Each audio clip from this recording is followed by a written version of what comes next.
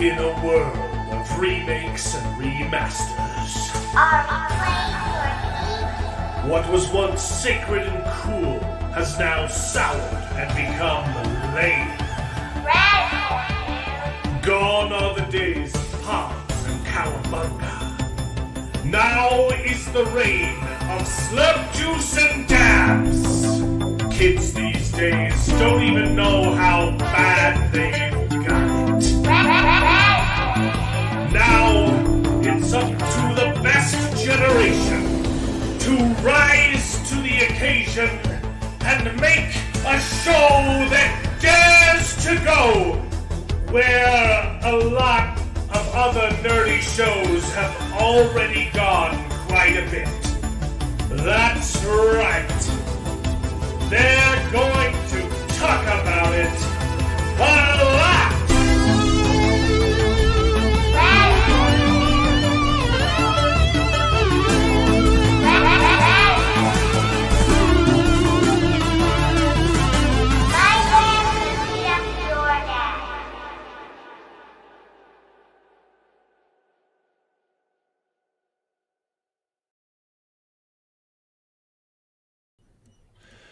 Hello, everyone, and welcome to the show. This is Best Gen, where nerds complain about nerdy things, and it's called Best Gen because all of us on the panel are más o menos from the same generation. That's Spanish. Más o menos means more or less. We're all from the same generation. We happen to think that it's the best one out of all of the generations. Ours was the best, not because, we're better than you, but our movies certainly were. So strap on in and prepare to wax nostalgic as we reminisce upon the days of yore, while simultaneously complaining about the utter filth that Hollywood keeps just pumping out on a daily basis through its little sludge pipes. And we're gonna get into it. We're gonna have some fun. Not a whole lot to discuss, other than War of the Rohirrim, which none of us have seen, and Silo on TV. And if anyone's watching Dune Prophecy, which I stopped watching. Apparently, I haven't heard anything about Dune Prophecy. Like I'm on the internet all the time, and I have not heard oh, it's really good, or oh, it's really bad. No one's talking about it. So That's sad. we'll have to see. Oh, check my DMs. Did Salty send me nudes? What is this? Oh, snap. Oh no. Is this Tolkien? Okay. We'll have to bring that up. Got it. And we played some Conan Exiles yesterday. Yeah. For a while. A little bit too long. Mark Clark set up a server, and we started playing, and we just kept playing all throughout the day. Came back to it. You should be. It was fun. I should be. It would be lucky to receive your nudes, Salty. That's what everyone wants to see. I'd rather watch that than War of the Rohirrim. Boo! Full circle. It was a small circle, but it was a full one. Okay, yeah. So let me pull that up real quick because I'm really proud of the title of this episode. Woke of the Rohirrim bombs at the box office. You're welcome. There's just so many things you can do with woke and puns. Yeah. We got a bunch of fun people in chat. Mark Clark, who set up a server, and we've been playing some video games. It's honestly the first video game I've played in a long time, other than casual. I played a little bit of Balatro. Okay, that doesn't count as a video game. That's like an idle game where I can listen to a book, and Anyway, it was fun. It was a fun, relaxing day. Yeah. And Jared's going to be late today. Other Jared's still busy with his job and his house. We'll see if we can get him to come back on the show eventually. And also, Jared is going to be gone for the next 2 weeks. No, we'll do this later. If he shows up, we'll do it. But he's going to be gone for the next 2 weeks. He's going to spend some time with his wife. Which I definitely have a stinger for. You know the one. We'll play when he gets here. We'll get there. Don't worry about it. Or they were here. Okay. Mexia has not been watching anything because he's lame. So we're gonna do some news, and then he's gonna leave us. Let's see. Where is no, not entire Chrome tab, window, entire screen, window. This is the one. Share screen. Sorry, I'm a little flustered today. It's been I had like 6 people call me within the last hour asking for things in like my schedule. I was like, oh, this is fun. Messages salty. Okay. Share live and read and explore. Share live. Okay. Salty asked for it. War the Rohirrim. Let's pull up this one first. Mm-hmm. Even Screen Rant is throwing shade. And whether it sets a box office record for Peter Jackson with the lowest box office opening of the series. If you don't know what's going on, why some people might be disinclined to watch this film. Well, first off, there is the animation barrier, which I think is silly. It is a stigma that exists for a reason, but is no longer valid, right? And I think people will eventually come around on animation and be more accepting of it mainstream, especially with things like Arcane and like Into the Spider-Verse, or the first one. The second one was garbage, but I believe animation will slowly become more and more popular, especially as old people die and young people get older. Animation might have more success in mainstream box office, but there is that hurdle. Aside from that hurdle, if you haven't been paying attention, the movie has nothing to do with the story that Tolkien wrote. The movie focuses entirely on this female character, which you see, who in the books doesn't have a name, never speaks, is only mentioned one time, and she's not even the subject of that sentence. It's talking about someone else. Sounds like a woman. So she was set up for an arranged marriage, and it didn't go well.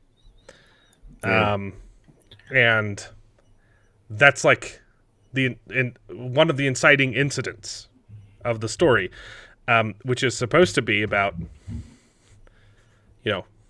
history of Helm's Deep, and and the whole movie is just about her, girl power, girl boss, strong, independent woman who don't need no man, which would be fine. I wouldn't care if it was if it was an original story. I wouldn't watch it, but I wouldn't hate on it. But you're taking Tolkien and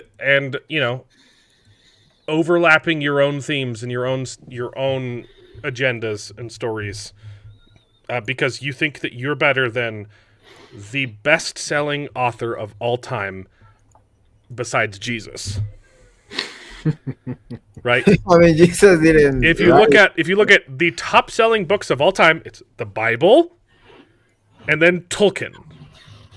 Yep. I talked to someone at Dragonsteel who was very nice in person, just had some very wrong ideas, and I didn't want to get in a fight because, we were next door booth neighbors. But they brought up, I'm excited for War of the Rohirrim. I was like, yeah, I was excited for it too. It looked really good until they announced that it's not going to be Tolkien's story. She's like, oh, well, I think it's important, that we can modernize stories for a modern audience. Yeah. Which would be a valid argument if the modern audience was watching. Yeah. But they're not, because it's not popular. The modern audience doesn't exist. And their idea of changing it for a modern audience isn't, tweaking it to making like the story more relatable and up to date. It's completely changing the characters and the character arcs and the character motivations. But also, you wouldn't even need. He's the best-selling author of all time to this day. It's not even in the past. People are still, if you go to a bookstore, it's still just Tolkien, right? What's her face was complaining. Fonda Lee was complaining about that on Twitter. Oh, how come the stores are just full of Twitter and instead of my books? I wrote 3 books, and I want people to read them instead of Tolkien. People are only still buying Tolkien, right? So like, even that argument, the premise is faulty because you don't need to update anything. People are still buying Tolkien. And, case in point, no one watched this movie because it wasn't Tolkien. No one watched the Amazon show Because it wasn't. Rings of Power. A third of the audience finished season 1. Yeah. So I could understand that argument if there was empirical data to back it up. You know, like, oh yeah, sure. If that's what if that's what people want to see, then that's what we're going to write. They don't want to see it. Even the people you're writing this for are not watching this movie. Yeah. You can't tell me half of the United States voted for Kamala Harris and then didn't show up to see this movie. You know, like because it didn't align with their values. Half of the country probably eats this stuff up on paper, except that they never put their money where their mouth is, right? Yeah. So even if you like this stuff, you still don't go see it. So why don't you cater to the people who spend money on this crap, which is the other side? Okay? It's bizarre that you'd prioritize the message over money. Well, it's not so bizarre. If you've read The Naked Communist, baby... There's another tie-in. You should read The Naked Communist, and then it'll all make sense. How many weeks is that book going to get plugged? Every week. It's never been more relevant than today. Exactly. And it was written 90 years ago. Okay? Yeah. Almost as important as the Bible. That's an exaggeration, but it's very important. Okay, I missed a bunch of comments. David, we said we were going to stop at 2 a.m. It was like 3 when we stopped. Was it? Yes. It was midnight. It was midnight. It was like, okay, we can keep playing. 1 o'clock. It's getting late. 2 a.m. Yeah, okay, I'm going to go to bed. 3 o'clock, we turned the game off. Crash. Yeah. Thank you, Mark. 3. Well, I watched Silo and then went to bed, so I was up till 4, at least 4. Justin scanning in. Hail y'all, hail chat. Yeah. Justin, you said you wanted to watch us. You didn't want to participate, but you wanted to watch us. I will try and set up a stream next time we're doing Conan Exiles. I can't promise it'll be entertaining. Yeah. And I don't think that I'll leave it up on the channel. But I'm not good at Conan Exiles, but it was fun. So nope. I will stream it just for you, Justin, if you want to watch. You spent the majority of the time going over and over and over again trying to beat up a whole bunch of look, I'm not good at the game. Characters. My entire completely demolished every time. Look, we were because Mark decided that we're going to build our base. Not in the starting area. And so we're all starting characters and we're building our base on the other side of the map where all of the thralls are over leveled, and so we die instantly, but it's a very good place for a base. It's just we kept dying. Yep. You can take 1 or 2 by yourself, but as soon as you have 3 or more. Naked capitalists are better than Nake's copies. Yeah, okay. I did write a follow-up book, Naked Capitalist. It's in the TBR. Good. Actual book, or it's a. He did. Yeah. No. He's making a joke, I'm sure, but he did write it. Yeah. Yeah, I'm a watcher. He likes to sit in the corner. Or his recline chair. Well. Thralls like to be dominated. Yes, my sole purpose in the game is I'm a slaver, so that's fun. Yep. I'm a black slaver, so it's okay. It evens evens things out. Okay, we're gonna get to Salty's thing. Okay, so the movie bombed. Sources from Bounding into Comics, so you know it's gonna be good. Wolf, Luca, I don't care. That's not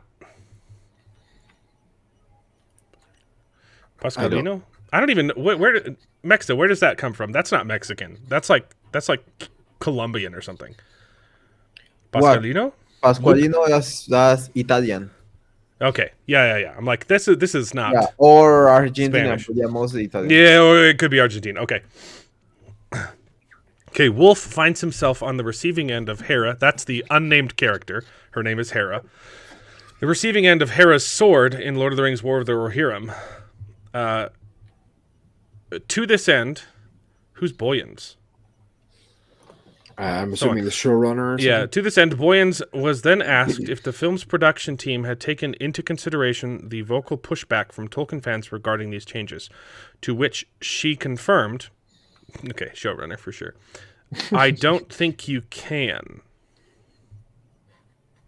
Listen, I'm sorry. You don't think you can listen to fan pushback? You don't think you can listen to the people who would potentially be paying money to watch your movie? That's why no one went. True. You know, it's like we like how we designed Sonic, and you're gonna suck it up and watch it anyway. Yeah, right. Great example.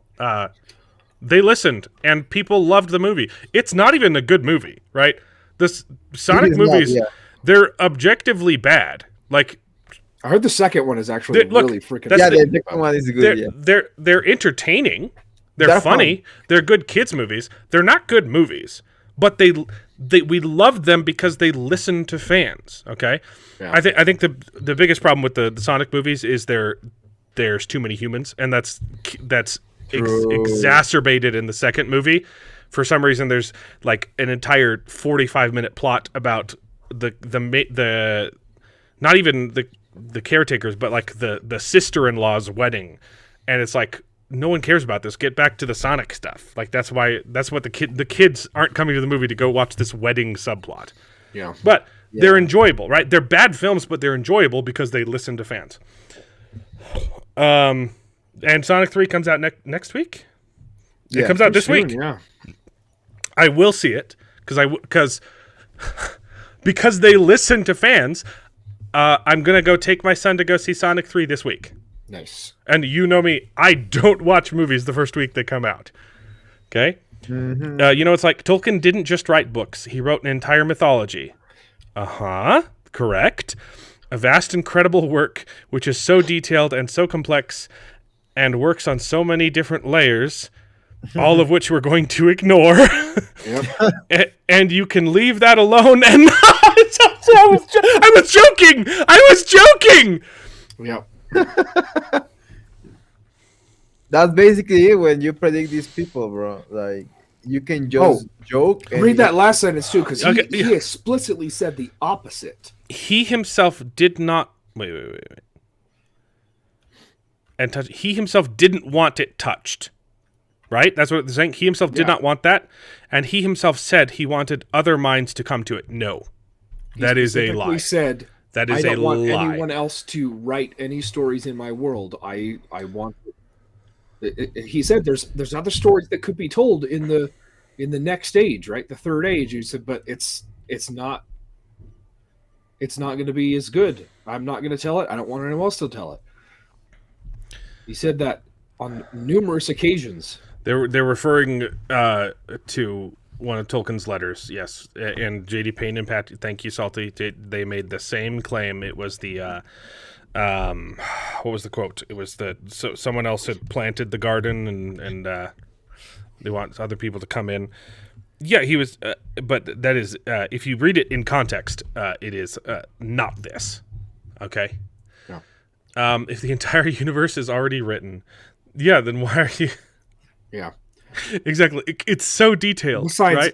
It's so incredibly detailed and so complex with so many different layers, all of which we are going to completely ignore. Yeah. I can't believe they actually said that. Even if he did say that and said, "Hey, I want other people to explore in my world or whatever, and not touch the stuff that I did," they still didn't do that. That's like, okay, tell your own stories in Tolkien's world that doesn't relate to anything else he told. But no, that's not what they're doing. Change Tolkien's stories. Exactly what they said. Yeah. Exactly. It would be one thing, right? To be like, hey, Right. The reason we hate Rings of Power isn't because they're doing their own thing. It's that they're changing it, right? It's the exact same point. Like, I wouldn't be mad. Well, I might be upset about it, but I wouldn't care nearly as much, right? If they came out and said, hey, we're just going to write new stories. We're going to write the Fourth Age. We're going to write Fourth Age stuff. Yeah. We're going to make it all up. And we're going to try and be faithful to the world building, but we want to tell our own stories, right? It's like... What's a good example of that in real life? It's Dune Prophecy, sure, or even the books, right? Not the ones Frank Herbert wrote 6, and then his son comes in and writes a bunch of extra stuff.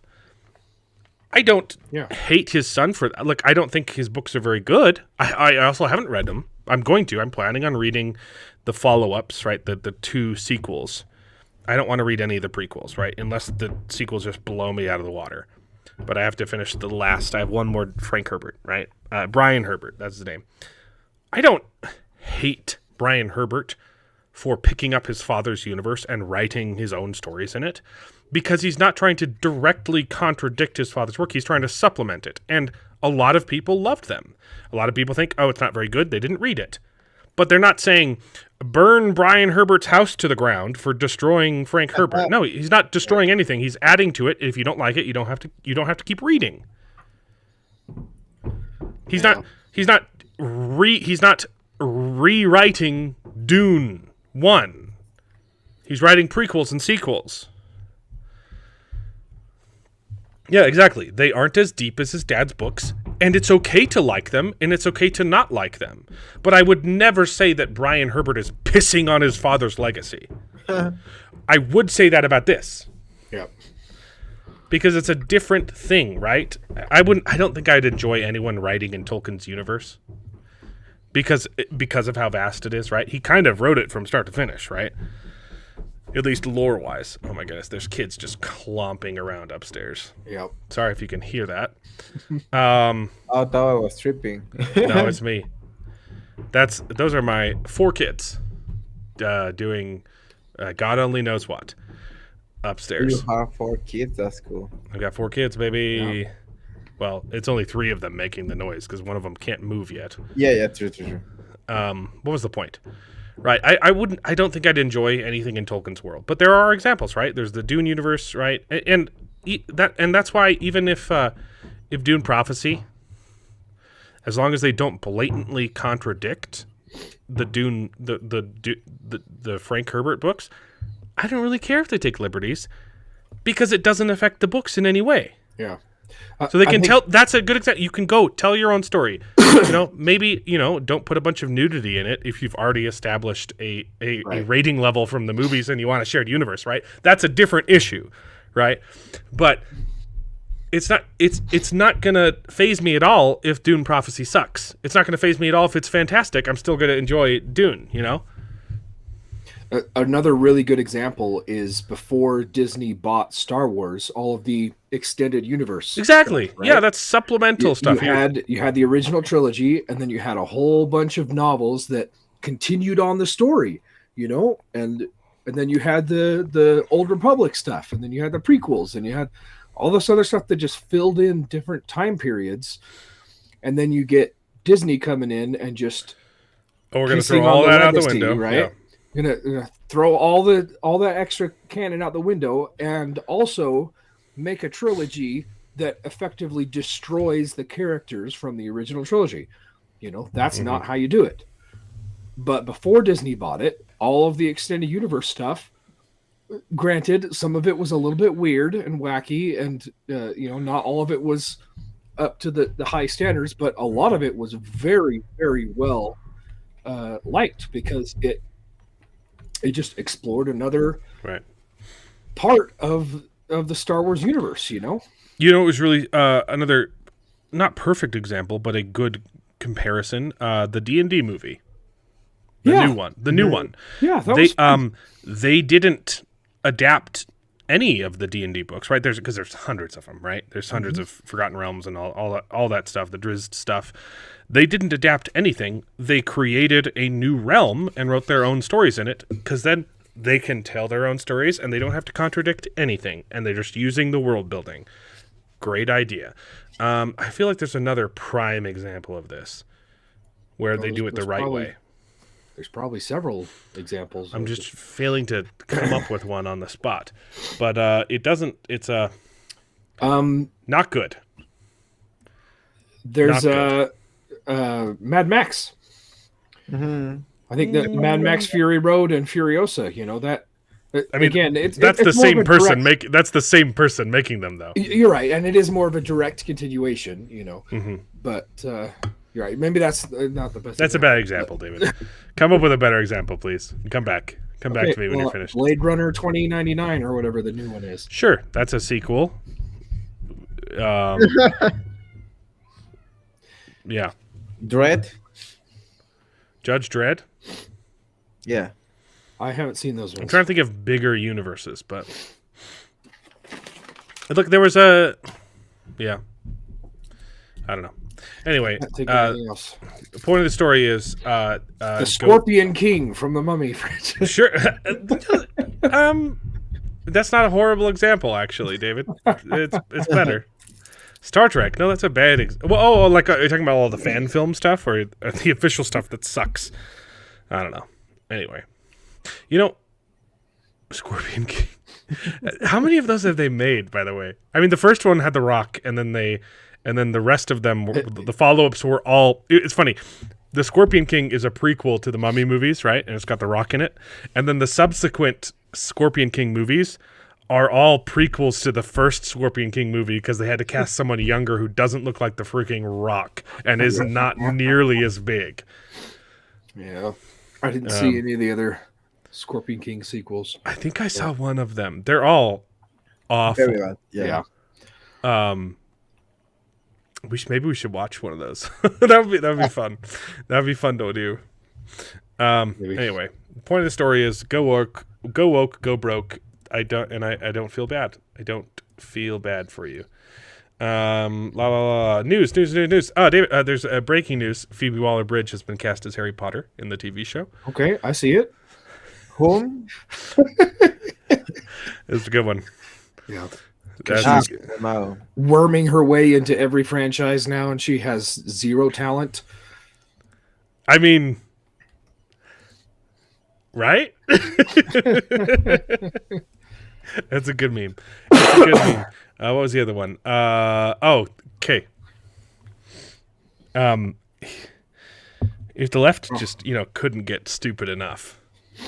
I don't know what it is about this Wicked movie, but they are eating their own by the thousands. Okay, we already had the poster thing where the actress jumped down the throat of a fan of the show for making a fan art poster, completely reasonable fan art poster, calling her racist for doing that. If Jaguar goes broke, I'll finally be able to buy one. Oh, is there a Billy Zane Scorpion King? Ooh, we need to watch that one. I don't know who Randy Culture is, but if he has multiple actors, there's a Billy Zane one. We got to watch that one. The resemblance is uncanny. Okay, so here's the backstory to this. This is the artist. Okay, you may be able to guess what side of the aisle she lands on, right? By certain flags in her bio. She did a painting. It's not even a painting. I think it's markers. She did a little drawing of Elphaba. It's a fine drawing. You know what? Shall we play What Did the Left Get Mad At This Time, David? I've spoiled it if you already read the headline. They changed the color of her hair, I guess. I don't know. It's not the color. Reddish. Not the color, David. What's wrong with this picture? Oh, it's white people hair. Yeah, they changed her hair so she doesn't have stupid dreadlocks, which are... But look, no shade on black people, okay? I think out of all of the races, you have the widest variety of really cool hair.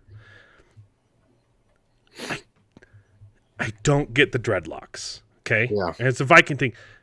They look fine, but they're dirty. You can't wash them. Yeah, they're just giant strands of ratty, nasty hair. Yeah. I don't get it. Like, there's so many other cool things that black people can do with their hair. Like, I like the weave stuff. Like, oh, that's freaking cool. I don't get dreadlocks. Okay. Yes. So Elphaba in the movie, she has micro. They're not dreadlocks. They're micro weaves, but very similar. Yeah. To dreadlocks. And so she got whitewashed in this painting because if you want the details, this was like a 5-minute drawing. I think she said it was really fast, and so she didn't put the detail into the top of her hair, and she got canceled for it. Wow. Good. And again, that's not even the actress's hair. That's a wig. It's a wig, exactly, right? And it's not even woven all the way down. It's got weaves on top, but not down here. Yeah, it's actually accurate. See that? See, it's got weaves, and then that's not weaves. Okay, okay, yeah. Literally, but like.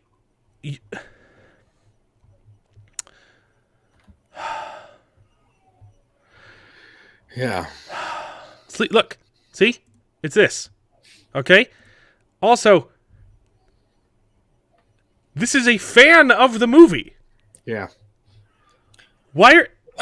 The left is insane. They're absolutely insane. They are brain dead. They are literally brain dead. They are insane. They don't believe in anything that makes any sense, and when you challenge them, they call you a Yahtzee, Even if you do stuff like this, celebrating the left, they still call you a Nazi. How did you whitewashed her? How dare you didn't put all of the fine details into your 5-minute sketch?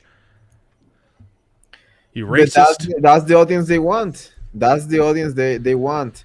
I saw a meme, or I wouldn't call it a meme, but it's literally something that the left did that basically became a meme. Mm-hmm. So Pirate Nation posted the picture of the new game Intergalactic from Neil Druckmann and Naughty Dog of the Asian female. It's coming up. It's coming up. Okay. Yeah. Oh, the same image from Pirate Nation. I don't know. Okay. Well, Pirate Nation said, "What is your audience here?" He didn't say anything bad. He just posted the picture of the girl from the game and asked, "What is the audience here?" And then he posted, "I keep getting death threats about this post that I made." That is the audience they want. Like, that is the audience they're going for. That is, the public, the reaction that they want, I guess, for someone not liking or disagreeing with them. It's about the other. The other is not they dehumanize the other group, right? When we are the ones that try to humanize them so badly. Yeah. That's nuts. I do not understand attacking the fans of a franchise like this, especially those that are on your side, right? Exactly. And if it gets too much, Ramiel, come on over. The water is warm. Yeah. And we actually, pay money to see our movies. Yeah. So hold on. I want to go back to honestly, this is pretty great artwork, by the way. Like, I think it looks fantastic. Good. Scorpion King? Yeah. Do you know how many Scorpion King movies there are? Let me guess. Are we including The Rock? 4. Yeah. Including The Rock, 7. No, not that many. Okay, 5. There's 5. There's 5 Scorpion King movies. Yeah. The Mummy which it's based on, got 3, right? The first 2 were good. Right. The third one was not aside so good. Aside from the first Scorpion King movie, the rest have no budget though. Yeah. They're Yeah. just They they're got like they're 5 fan films. They're like Yul Brynner. What, I don't know. But they're official though. They're not just fan films. Yeah, sure, they're low Yeah, budget. but and they they're spent from other they spent studios. they spent no money on the budget and they spent no money promoting them. That's insane. They're cash grabs, David. It's straight to DVD type of 5 thing. films. 5 of them. Well, we should watch all 5. Yeah. I like the one with the Rock. It's good. It's a good movie. I mean, I it's bad. like It's a the bad first, movie, but it's Yeah, fun. it's okay. And the third one Not is, terrible. I think, is the best, the better of the sequels. The third one, Just do it. Okay. Well, yeah, it's the one that with the guy that you mentioned. oh, that's the one with Billy Zane. Yeah. Yeah, Scorpion King 3, the Battle for Billy Zane. Redemption. yeah, that's the one that is good. Of the rest is absolute dog shit, but the third one is fun. It's bad, but it's still fun, and it still had like hot women. It's got Ron Perlman in it too. Oh yeah, we got And to Dave Bautista. We got it. Which one? No, Number wait. 5? Yeah, number 3. Yeah, like I tell you, that's the good one. Number 3's got Billy Zane, Dave Bautista, and Ron Perlman. All right, we're gonna have to watch that third Yeah. one. The That's third just- one? Okay, Yeah. sounds fantastic. I haven't seen any of the other ones, but Okay. Okay, you watch it. Which one is that? Number 3 is Billy Zane? Okay. yeah. Kimbo Slice. Wow. Okay. Insane. I want to watch all of them. That's what this will be a journey. Sorry, went on a Um, crazy tangent there. Oh, sorry. I didn't bring up I knew I had a video game in the lineup, but it was The Witcher 4. Not I didn't bring up the stills from the Naughty Dog one. The Unchained? No, Universed. Universal? What's it called? I have no clue I don't know. what about- Naughty Dog announced a game and it looks awful. Oh. It's about there's a shaved head butch lesbian as the main character that you're forced to play as, and no one wants to do that. That's a shame. Naughty Dog used to be top dog back in the PlayStation 2 days. Yep, man, Jack and Dexter, so good. And Ratchet and Clank. No, that's not Naughty Dog. Yeah, it is. Yeah, it is. They had Jack and Daxter promotions for Naughty Dog in Ratchet and Clank. I don't think it's actually Naughty Dog. All right, I'll have to look that up. Continue. Okay. Kotaku's stupid. Yes, we all know Yes, that. they are. This is their headline. Here's our first look at The Witcher 4. The wrong R. Our Kotaku's so stupid. Anyway, that's all I wanted to talk about. Okay. Nice. Yeah, so they're doing The Witcher 4, and it's about Ciri's the main character instead of Geralt.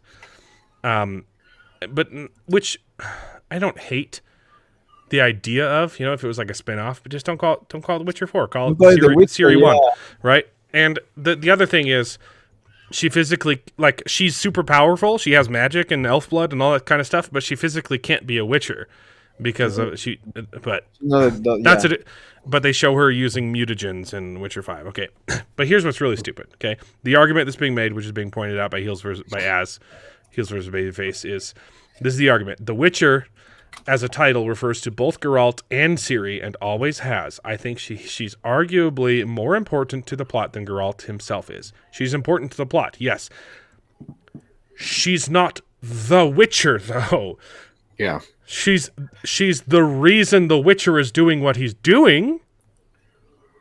That's like saying, but she's not the titular character. She's the MacGuffin. That's the same thing they did with the Star Wars. They're like, yeah, Din Djarin is not the Mandalorian. It's actually Bo-Katan and Kryze the whole time. Now they're walking back saying, "Oh no, we're just kidding.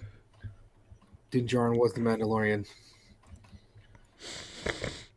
Because nobody likes season 3. I know people love the Witcher games. I haven't played. I've started The Witcher 1 like 4 times. And I just keep. It's not that the game is bad; it's that I keep getting too busy to play it. Yeah.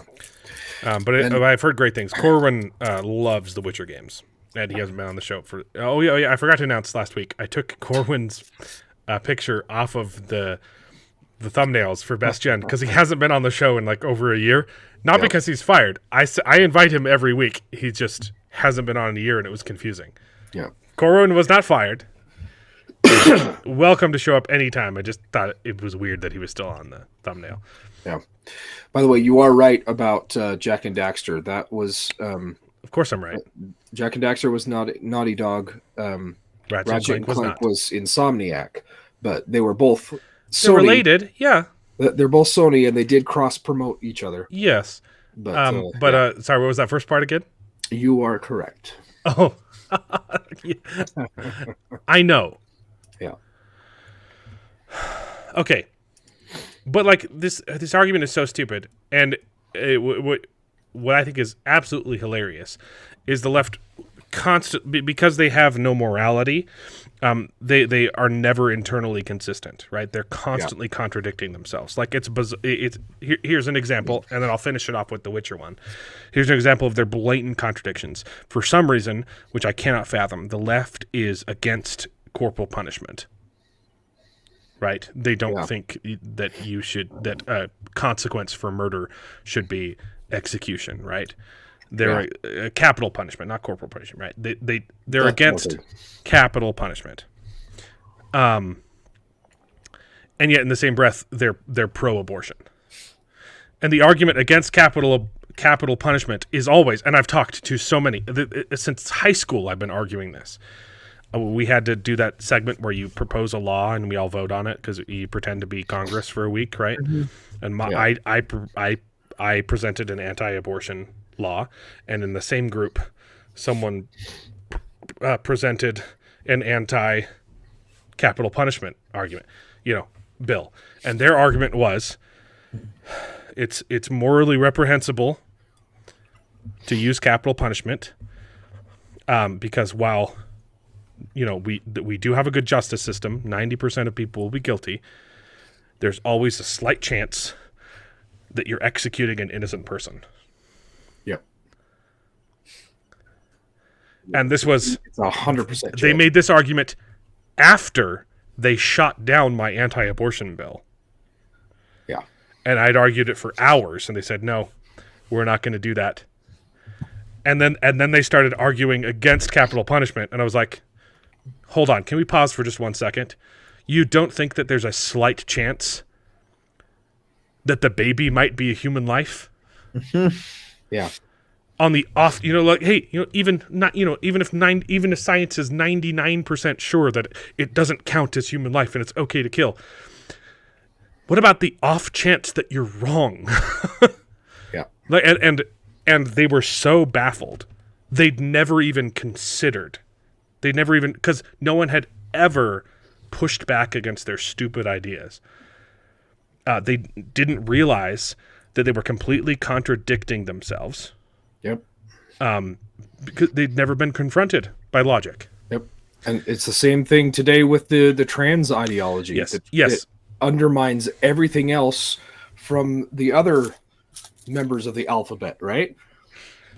Yes. The T contradicts the L, G, and B. Everything that they've worked for and said about gender and everything just throws it all out the window. Yeah. To bring back this previous conversation, I think it's gross when Vikings do it too. Yeah. I don't understand dreadlocks. They're dirty and gross. But yeah. Go on. But when Vikings did it, Vikings were dirty. Like they were not the cleanest people. The rest of them was dirty too. Yeah, which is why it's weirder to have dreadlocks now. I don't get it. Yeah. It's like a hippie thing. Mm-hmm. Basically. I understand Rastafari, but they are hippies. Like they don't shower at all. Like regardless of the dreadlocks. Anyway. Another great example of the left contradicting themselves is we live in a world where The Witcher is plural and they them is singular. Yeah. Like they're so stupid.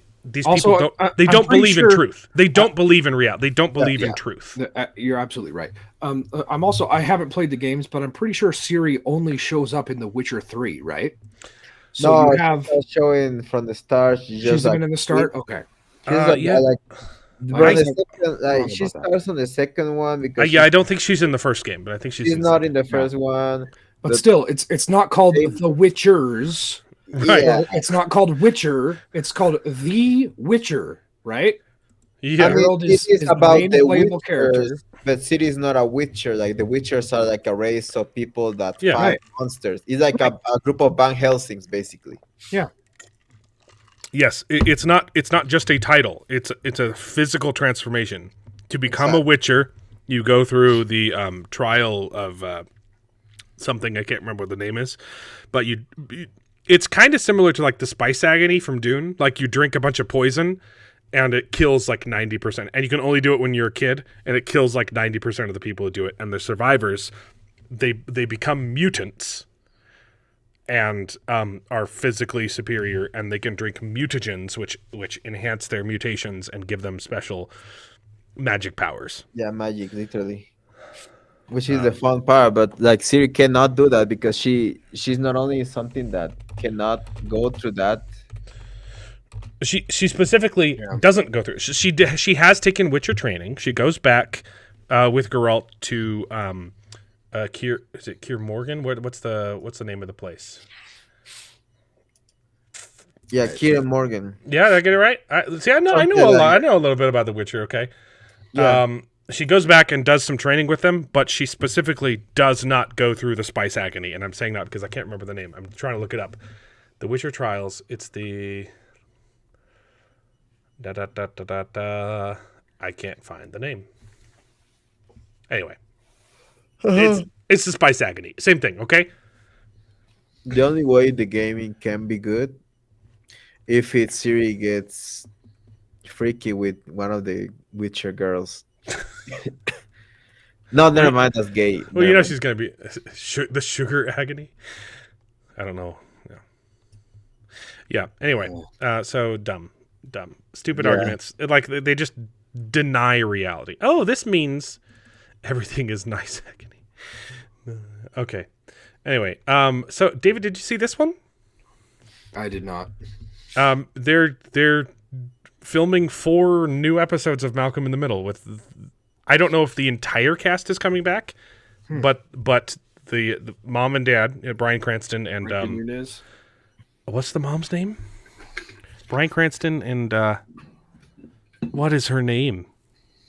I don't know. I don't But I yeah. don't know, but she looks like a horror. She looks pretty old. She looks No, she no, looks I good don't though. like- She looks good for her age, honestly. That's all right. Well, I don't She looks mind she people looks pretty great. I mean, I don't mind she's getting old. silver hair. That's not even gray hair. That is silver hair. Yeah. That's crazy. I mean, Jane, maybe a yeah. little Botox in the cheeks, but Thanks, Justin. I That's don't even. what I, I that was look. like, I don't know. That looks pretty natural to me. I said maybe. I don't know. Okay. It might just be the way she's smiling, but if there could be a little work done there, but Sure. not. Whatever. I mean, compared to the average female celebrity, For sure. very little work done, and I think she looks freaking great. I think Bryan Cranston looks horrible. Yeah. Holy cow. Look, I'm a big Bryan Cranston fan. Aged I think he's a fantastic actor. much. I think he's not a great person, but man, they need to clean him up if they're doing this. He looks like he actually has cancer in real life. It's Yeah. Good. it's I think it's the combination of the gray hair. This is actually gray hair, right? Not as beautiful silver as Jane's hair. It's the gray hair mixed with the yellow, like the cigarette smoke mustache. Yeah. It's off-putting for me. yeah, he's pretty dumb. He is. But a fantastic actor, okay? So, yeah, they're doing 4 episodes. Oh, goodness. They're doing 4 episodes. Unfortunately, it's Disney, Yeah. so it could totally suck. They also just did Deadpool Wolverine, though, which wasn't bad. I mean, they Bryan Cranston did too much method acting during Breaking Bad. Yeah. And you've got Frankie Muniz. I would love to see the other brothers, right? I would love to see Dewey and oh man, I don't think he's even acted at all since this show. I mean, Frankie Muniz did a couple movies and then quit acting entirely. He's a NASCAR racer now. What? Yeah, you don't know this? No. He's a race dude. He's a race car driver. It was I'm pretty sure Stay Alive was his last movie. So he did the two Agent Cody Banks movies. He was really popular on Disney. Obviously, Malcolm in the Middle was fantastic. He had some bad experiences. He's a kid actor, right? Yeah. And I think probably the smartest and healthiest decision of his entire life, he quit acting after Stay Alive, which you should definitely see Stay Alive. It's fantastic. Yeah, that was fun. I would love to see him on screen again, though. Like, I think he's fantastic. I love Frankie Muniz. I would pay real life money for a gritty reboot of the Agent Cody Banks franchise, right? Yeah. Like it would be so good. Like here's the thing, it would work so perfectly if it's tongue in cheek, and it's still like a Disney Channel movie, like in quality, but it's like dark and gritty. And crappy at the same time. Like, it could be so good. Yeah, but it's gonna be like, a girl. It's gonna be like here's the thing: what you do, you make the plot still about like high school romance, like quality stuff. Like, I'm just trying to get the girl, and also do the spy mission. But he's also blowing people's heads off. So like the plot can just be as retarded as ever. But he's just killing people left and right. Like, it could be so good. Please do more Agent Cody Banks movies, please. Midlife crisis and PTSD. Yes, like, I want more Cody Banks, baby.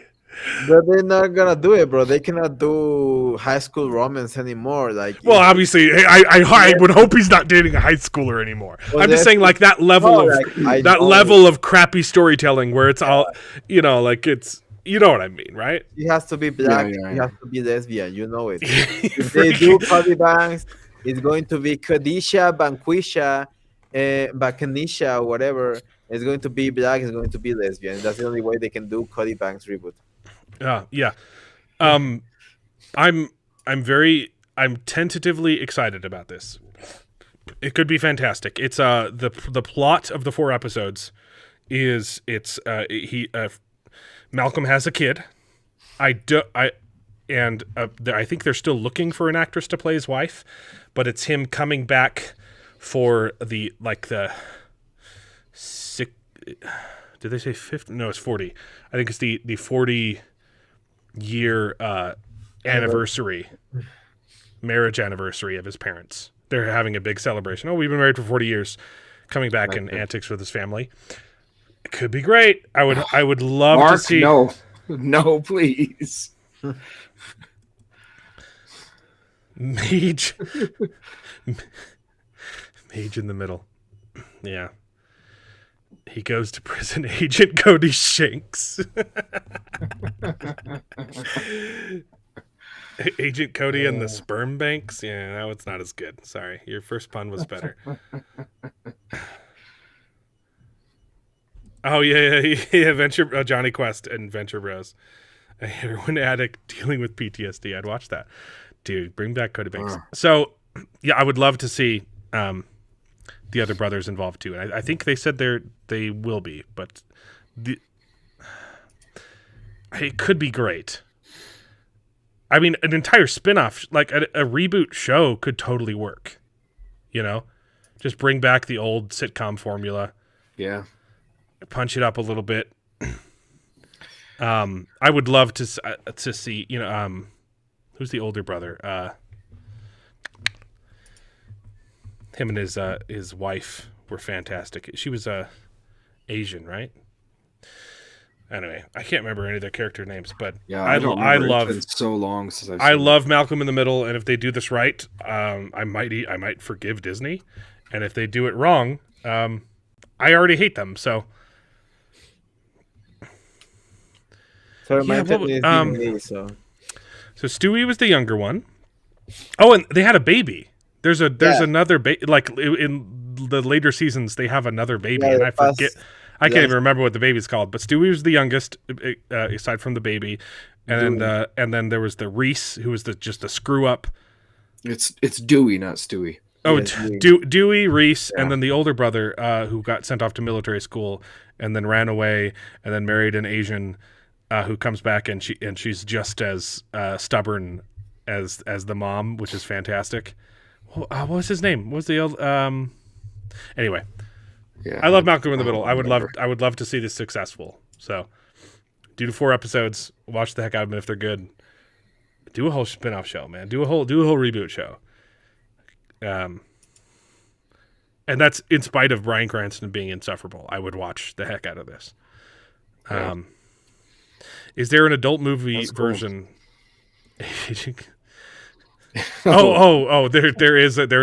There's a porn parody. Agent Cody Spanks. Yeah. Oh, lovely. probably. Great. I wouldn't know.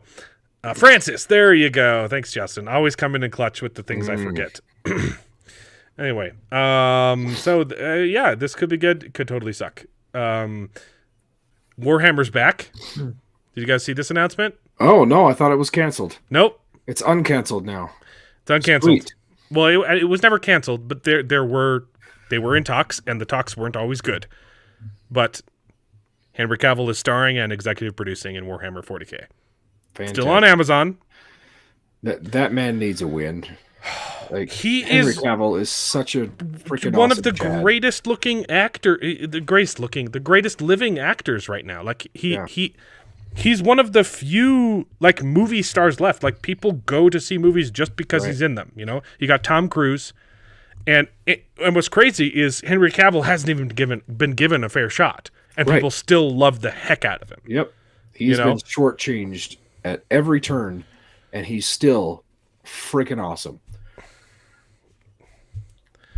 Not only is he a great actor, right, but he's also very dedicated to the role, to the fandom, to everything. He does his research. He's a fan of the He read all of the. So he'd played the video games when he was cast for The Witcher. He'd played the games already. Yeah, and when he got cast, he went and read all of the books. Yeah, and that's why he. And that's why he got fired. Role, right? And that's why he got fired. That's how you do it. I'm sick of these actors that are like, oh, no, I don't want to look at the source material. I want to bring my own interpretation to it. Okay, fine, sure. Take the role and make it your own. But you got to know where you're starting from. You got to be respectful of the source material. I hate the Wheel of Time. The only actor on that show that I respect is the actor who plays Rand. As soon as he got cast, the original Matt Cawthon too that left. Yes, right.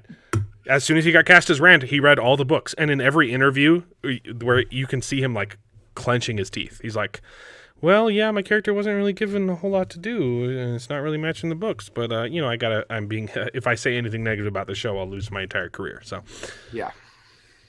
Yeah, I watched.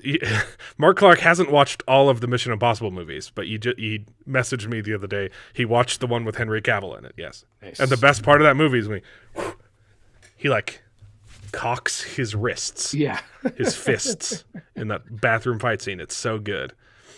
Yeah.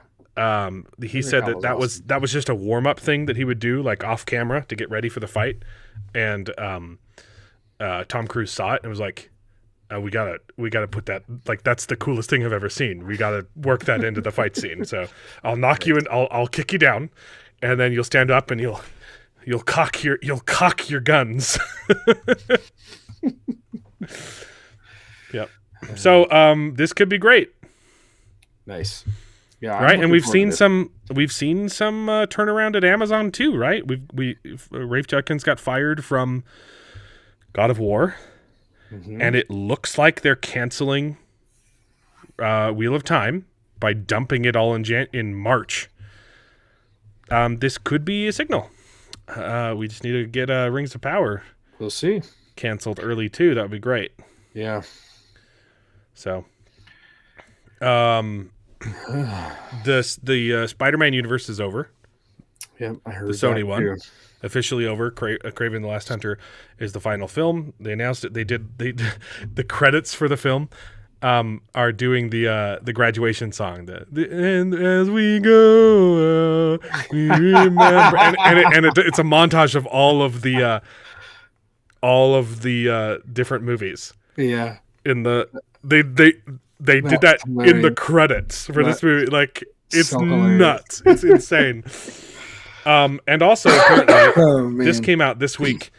For the longest time, the story was they, as part of the deal with Marvel, with Disney Marvel, they're not allowed to use Spider-Man, and that's why they were doing the villains. Apparently, and I don't know if this is 100% correct, apparently that's not the case. They could have used Spider-Man this whole time, and they just chose not to, which would be too. crazy if it's true. I don't know if I believe it, because that's just, I know Sony is retarded. I don't know if they're that stupid. Right. Then again, and it might be one of those things. It might be one of those things where it's technically true, but plausibly false, or no, not plausibly, but practically false. It might have been written, yeah, you can use him in your universe, but it has to be this version of Peter, right? And it has to, and Right. Okay, but he's in a different cinematic universe, and we'd have to justify it every single film why he keeps popping over here and then popping back. And so it might this might be a technicality, is what I'm saying. While technically true, it would have been plausible. It would have been physically impossible for them to actually pull it off, and that's. I think that's what's going on.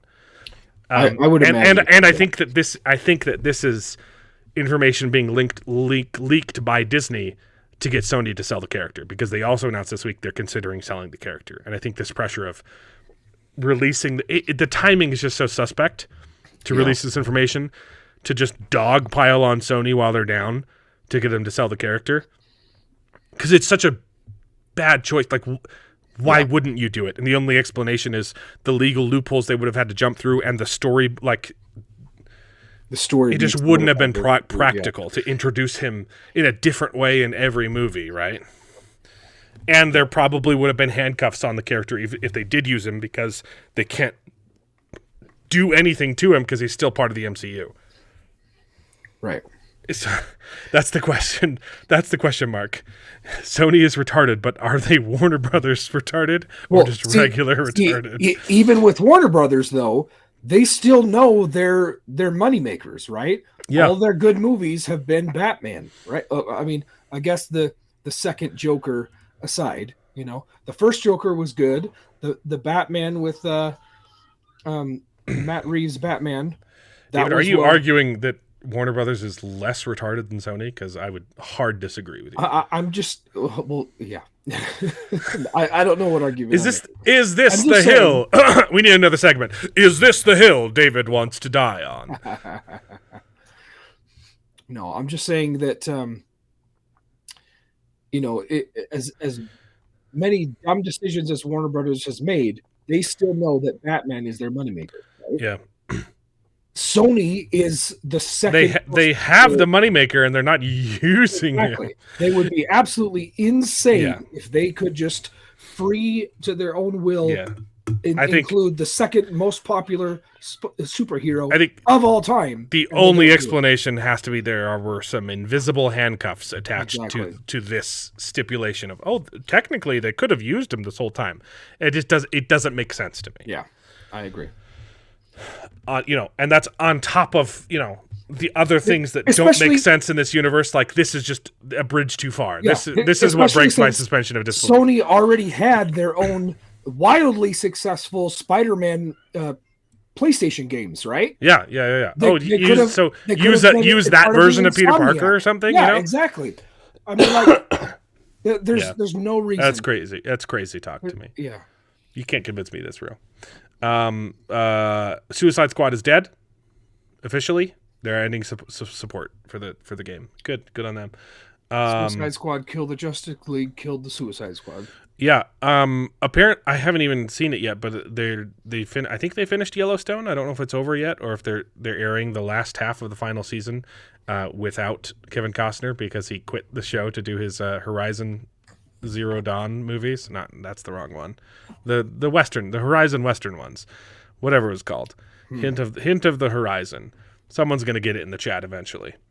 But apparently it's not good. Okay.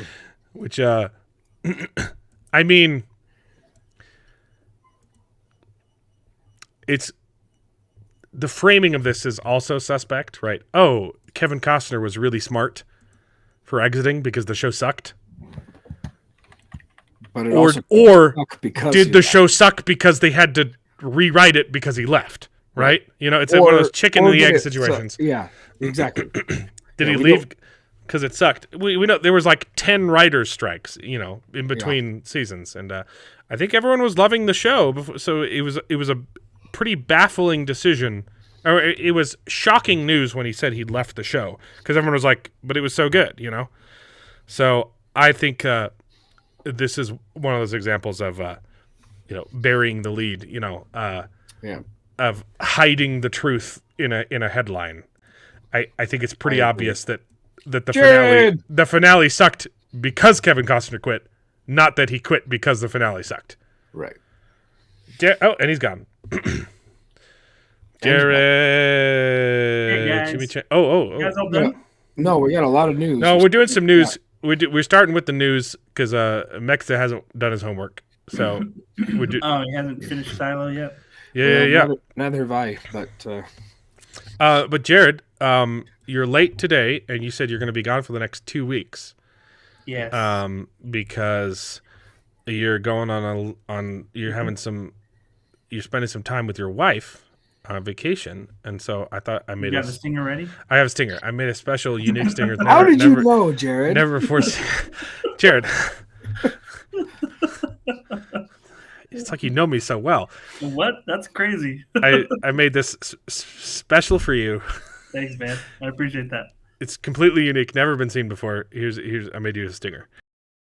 Congratulations!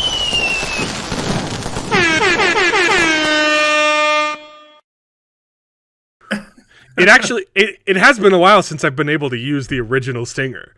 The original one, right? Yeah. Jared doesn't get it often, but yeah. At least not on this stream. I'd hope not. We're related. Yeah. Yeah, this is a family friendly one, so I mean we're not worried about that. It's a baby making trip. I think we can all take credit for this vacation. We've been pressuring Jared enough. His mom really wants grandkids, and I think we've all gotten what we wanted here. So. Matt, we'll see the outcome when it comes. And Bernice, though, you do have my Venmo, so I'll be expecting compensation payment upon completion of my contract. How's it going, Jared? Oh, Justin's got to bounce. Great show. Except Jared. Wait. Okay. Oh, great. Thanks for tuning in, Justin. I'll definitely set up a stream next time we do Conan. I can't. It's going to be garbage. It's going to be a horrible stream to watch, but I'll do it just for you. Yeah, I saw you were playing it a little bit. Yeah, do you have it, Jared? Were you going to play with us or not? I can't remember. Well, I don't have it, and I probably don't have the means to get it right now either. Look, if you play it, I'll buy it for you because it's on sale right now. It's on sale for $10. $10, huh? Yeah, it's fun. We played for way too long yesterday. We played all day. So, you were on too, David? Yeah. Yep, I had it. It's been one I've been wanting to play for a long time now, and just haven't done it. So it was lots of fun. I played way more than I was expecting to yesterday. So, all right. Hey, it's good to hear your voice coming back. Yeah. We're about finished with the news, and then Mexican peace out because he hasn't watched Silo. But if you're there, Mexa, you're the one who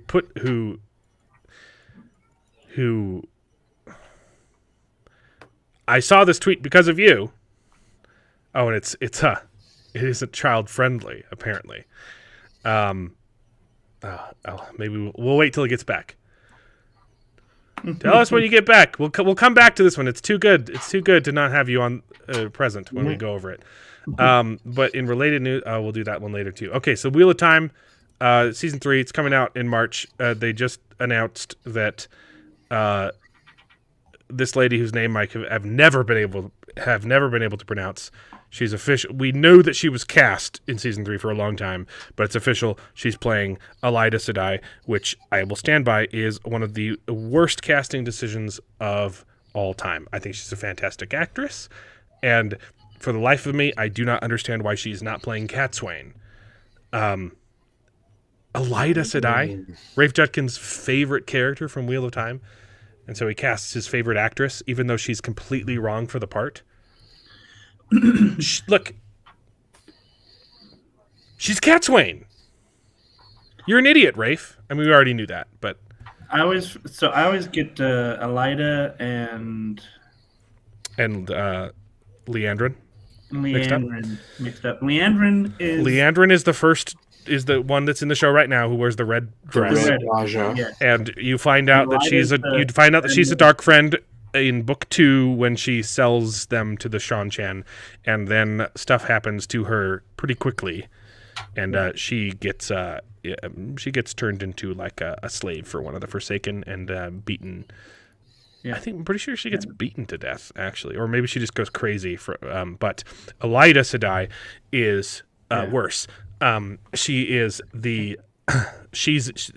you meet her in book 1, actually. She's in Camelin when Rand jumps over the wall and meets Elaine. Oh yeah, because that happened in the TV show when he meets Elaine and Morghese for the first time. So Elida Sedai is the personal Aes Sedai assistant or advisor to the throne of Camelin. Right. So she is Morghese's Aes Sedai. She comes back to the White Tower when she finds out Elaine is there, and spoilers. Big spoilers. She becomes the Amerlin seat. Yeah, but and I won't tell you why, but she does. Okay, well then I won't go into that. I mean, I think everyone here knows, but she's the one who does the bad. In case you're wondering why I hate the Wheel of Time TV show, in season 1, Suan Sanche makes Moraine swear fealty to her on the Oath Rod. Which is a really bad thing to do. Case in point, Elida Sedai. That's the thing that she did in the books that made all of the other Aes Sedai turn against her. Yeah. Because that's a bad thing to do. That was it's literally the straw that broke the White Tower's back. Is she comes up, she makes everyone swear fealty to her, not to the tower, to her. On the Oath Rod, and everyone's like, nope, that's too far. And then bad stuff happens to her, and it's great. Yeah. Also, I am reading the 5th book, and you do meet the Prophet of the Dragon in that book. Ah, see, I told you. So you do meet the Prophet of the Dragon. In fact, he has kind of a big role, because that's where he's like... he gets in the fight with the White Cloaks. Oh no! Yes. You're right. Nynaeve meets him. Yep, Nynaeve. Yes, meets him. And that's when she's trying to play Smoochie with. No. That's book 6. That's Egwene trying to play Smoochie with Gawain or Galad. I can't remember which one because I can't tell the two characters apart. I think it's Galad. So that's the thing, yeah. So after she visits the Prophet, then they run into Galad, and she asks the same thing of Galad. Right. It's when they're with the circus, right? And they're trying to find a way out there. They're trying to get to the to Saladar. Yeah, and before they even know where Saladar is, right? Yeah.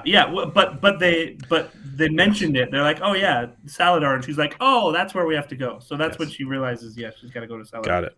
But the other thing too is you guys were mentioning that you were wondering who the pole bearer, or not the pole bearer, but the flag bearer. Yeah. And the flag bearer in that particular in this book so far was, it was not Mo Gideon. Blah blah blah. Sorry, I missed the. What's the Nate. context here? When were we wondering who the flag bearer was? Remember we talked about Dragonsteel meeting the guy that was in the red wig and carrying around the flag, and you said he was Rand. Yeah, he was. I'm pretty sure there's another character that, and I thought it was Prophet of the Dragon, but was going around carrying the banner. Okay, got it. Crazy, acolyte of Rand In book 5. And and the flag bearer in that book is Nateo. That's the name. Nateo, who's under guise of being Osmodian. Osmodian is got it. Right. Well, he was dressed up as Rand, though. Yes. Okay. Right. Yes. He wasn't dressed up as Asmodian. No. He had the. And it's not the prophet either, because the prophet's jacket. Bald. So. No, yeah, I know. Right. I know these things. Which it also made me mad because Uno's in here, and I'm like, well, they already added that up because they killed Uno in the show. So you don't say. Uno's one of the few characters who makes it to the end of the series. I know, right? Like they kill him off in season 2. He's also a fan favorite character, right? He's not a major character, but he's just he's one of the favorite characters behind the scenes. Anyway. Point of the story is pissing on the fans. She's incredibly miscast. She's a perfect Catswain. I don't know why she's a Lyda. Rafe Jenkins is an idiot. Yes, we all know this. Which one's Catswain again? Catswain. She's she's the only Aes Sedai who looks old. Oh, that's right. She comes in later in the books. She's the one that has all the knowledge and stuff like that, right? I think she's a fantastic actress, but she looks old. She doesn't look like an Aes Sedai. That's not an ageless face to me. She should be playing Catswain. Yeah. Well, unfortunately, Catswain has been an Aes Sedai for so long that she actually looks old, which is like unprecedented for an Aes Sedai. Right. Yeah. I agree. They've also already thrown that out of the window by having, silver-haired. Sure. Yeah. I get it. Yes, I get it. Yes. Yeah. Anyway, I believe you're the tree hugger lady. She's the she's Elida. Yes. Anyway, not Elida. This is Elida. No, sorry, not Elida. I think it starts with an S. She's the. There's so many Aes Sedai guys. Yeah, she's the trainer of the new people, whatever her name is. The novices, the novices, mistress of novices. Yeah, Shiriam Sedai. Shiriam, yes. Okay. Yeah. Shiriam, yeah. Yeah. Okay. Anyway, point of the story is the post has been removed. Gotta love it. This one, okay. The original post was after the. You guys, did you watch the trailer? Which had trailer? Moraine for season 3. Oh, Wheel of Time. It showed Lanfear and Moraine making out. They were making love and choking each other just like Rand did in season 2. There were several scenes of them kissing, and so this original post, it was actually it wasn't an official account, but it was what is going to be our pet name for shipping Moraine and Lanfear together, and this was the perfect reaction. White Cloak's official. There you go. Man, yeah, I need to watch that trailer. Jared, how have you not seen the trailer yet? Well, it's because I was busy watching the trailer for Witcher 4 instead. Yeah, don't care. All right, Jacob's got to go. Have a good one. See you, man. Thanks for tuning in. See ya. Dude, this is freaking ridiculous. The whole news about this guy. Right. But okay. Back to the left completely contradicting themselves. You have a literal assassin is their hero. A guy protecting people from a raging lunatic on a train. Yeah. Satan. Yeah, I don't actually know that guy on the right's. What's the story with his? There was a black guy on a train going crazy, beating the crap out of an old lady, and he put him in a headlock, and he died of. And he, while that was happening, just like George Floyd, he died of a drug overdose. I see. But even if he had been choked out, and that's what he died of. It's self-defense. He's protecting the other innocent victims on the train, right? This was cold-blooded assassination. You know, a silenced pistol to the back of the head, and yet he's a hero because you didn't like the guy that was killed. Well, no, it's obviously because of his abs. Like, that is why, obviously. Like, it's not because he didn't like him. It's because of his abs. Yes. Anyway. Mexa, you back? Yeah. Okay. Yeah. It's your tweet. You're the one who got... Okay. We had to push this back because I wanted you to be able to talk about it. Yeah. So this is the James Gunn news, which apparently Creature Commandos sucks. I haven't watched it. Don't want to watch it. Mark Clark watched it and said don't. That their debut for the DC universe is Creature Commandos, an animation which no one's going to watch. Yay! This is what they're promoting. You remember what this is, right, Mexa? Yeah. So this, if you're not excited for the DCU yet, you just wait. You will be. Here's some behind-the-scenes footage from Creature Commandos. Oh dear! Doing the audio recording for the love scene between Rick Flag and Princess Iana. So it's everyone watching on a Zoom call while the actress makes sex noises. This was... What? This is from James Gunn's account. What? Yeah. And the joke there is because I don't know if you have heard the word gooner, but it basically means masturbator. Yes. So I got your pun. It was a great pun. Great pun. James Gunn is a gunner. Gunner. Good pun. Good job. Good job, Mexa. You did good. But yeah, it was pretty disgusting. I was at work and I was like, "What is this?" I don't want to play the audio, but I will relay it to you. It's her making kissing noises, and a whole bunch of grunts and groans. That was a groan. There was like a release groan at the end there, and it's a bunch of sloppy sex noises. And this is what we're doing to promote the feature debut for the DCU. Oh gosh. I fully understand that I am a prude. I'm a good Christian boy. I don't like sex scenes in TV. Right? I can handle it if it's like fade to black stuff. I don't want to see nudity. I don't care if there's a love scene in the show. Why is this the promotional material? Yeah. This is something that, you know, crazy people are going to pay on OnlyFans to see this kind of behind the scenes crap, you know? Like that's gross. It's also really weird that everyone's watching it, right? Too, you know? Yeah. Right? Like this should be recording in a sound booth. You're doing some dubbing, but like everyone's watching it on a Zoom call. Yeah. It's even weirder. Performance. Like this screams on the Zoom call. Like if you're in the room, right, doing directing, that makes sense. You're like, okay, make some kissing. Oh, you got to make your grunt sexier, okay? It's got to be believable in the sex scene, right? But this is James Gunn. Hey, I paid a hot actress to make some sex noises. And then I'm going to call all my friends. You guys want to jump on the Zoom call and watch this hot actress make sex noises? Mm-hmm. This feels that's sick. Very wrong. Yeah.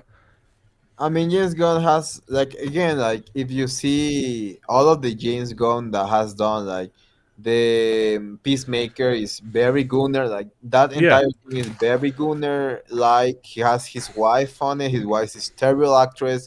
She doesn't like her face is covered with Botox and she can barely move her freaking face in the entire show. She's horrible. One guy's filming with. Everyone hates her.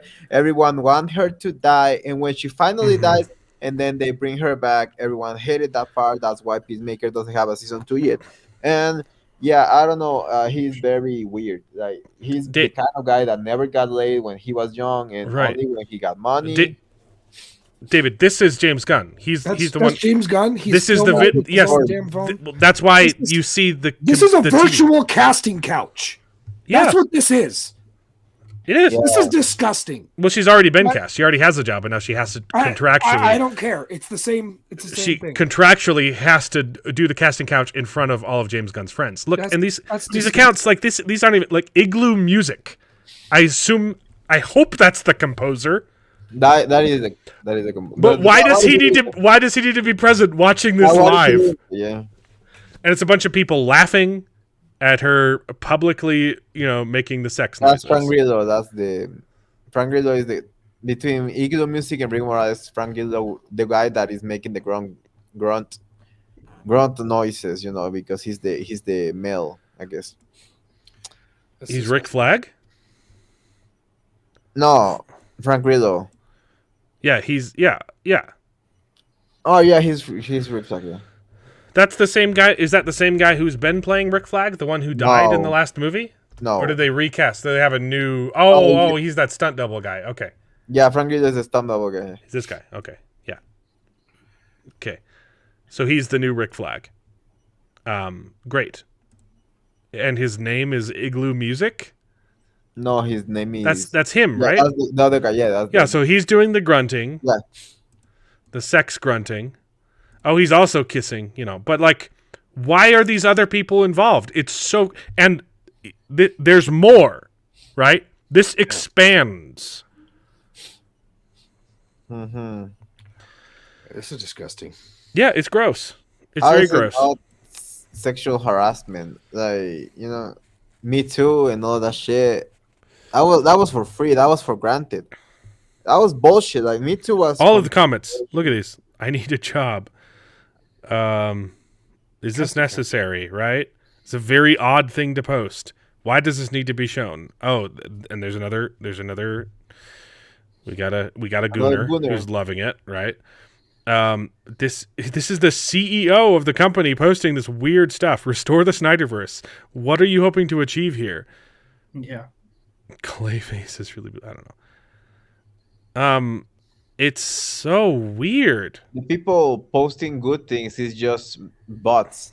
Like you can know They're that just it's- horny, right? Yeah, it's bots. This is the DCU. I'm just like, forgive me if I'm not excited. The only thing we've gotten from James, look, and I like James Gunn's movies, okay? But the only thing we've gotten so far from James Gunn are a bunch of proven lies. He's done nothing but lie and contradict himself on record, okay? It's a and we've already covered it. He verifiably lied to everyone several times about several different things. And apparently there's going to be a Superman movie where every single character is in it. And this. Oh, and also season 2 of Peacemaker is canon, but season 1 isn't.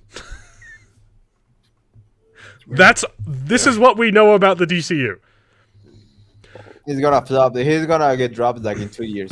Well, this was immediately followed up the next day, probably because this went over so poorly, by, also Mike Flanagan is writing the script for Clayface, which, awesome. I think that's fantastic news, but I think it goes to show how bad of a move this was. Yeah. Right? Like, literally the next day, they're like, oh, shoot, James Gunn just did a very stupid thing. We got to do this. Because this sounds amazing. Yeah, Clayface is fun. I would be all over this. Why aren't we leading with this stuff? I'm so confused by Warner Brothers right now. I want this to be good. I want to be behind it. But every move has been baffling so far. Except this one. This sounds great. Yeah. I mean, call me a negative Nancy, but like, God forbid I want something to be successful. Like I am I black-pilled here? Am I out of line? Am I crazy to think that this is stupid? That this is a bad move? No, I've been telling it for years. I think that James Gunn is pretty dumb and he's pretty overhyped and over exaggerated. And undersexed? I never seen one of his movies that is good at all, like at all. You didn't Name like one Guardians of the right now. Galaxy? I think it's great. Which one? The first one. The second one was good too. Why? I loved the first one. It's Oh, fantastic. first one was great. Yeah. I mean, rewatch it thoroughly and think about it, and it's not that good. It probably the second one is probably better, in my opinion. It has way deeper. The third one is actually garbage. Like it's just It is Third terrible. one is pretty it's bad. actually garbage. Like it's brain dead, moronic. It's just James Gunn trying to be funny, but he's not funny. The first one, I mean, I don't know, man. Ronan is barely a villain. Yeah. I don't know. I think he's fine. And then what they did in the Marvels when they tried to do the female Ronan. Yeah. Yeah, that was Yeah, I like the second one. The second one better. I didn't Way more hate. Yeah, I didn't hate the second movie. It's not a great movie, but it's enjoyable. I like the first two quite a bit. I think the Yeah, first one is good because it's new. Like that is the only thing that I can think about the first one that is the better part of the rest of the movie. It's just it's new. Right.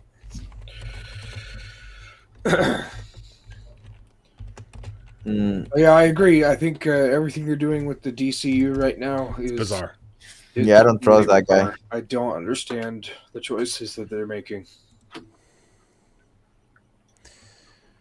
Oh, Yeah, he's gonna get dropped. Like Superman is gonna do good because he's Superman. Like it's Superman, but none of the shows are gonna be watched by a single soul, and they're gonna be like, okay, we're gonna cancel the shows, just do the movies. The movies are not going to that good, and they're gonna Right. they're gonna drop. and I fully understand. Like, I understand the choice. And I'm not just the Henry Cavill simp, right? I love Henry Cavill, okay? But the point is the contradiction, right? I understand that Warner Brothers is in the pits right now, and you probably can't afford Henry Cavill, okay?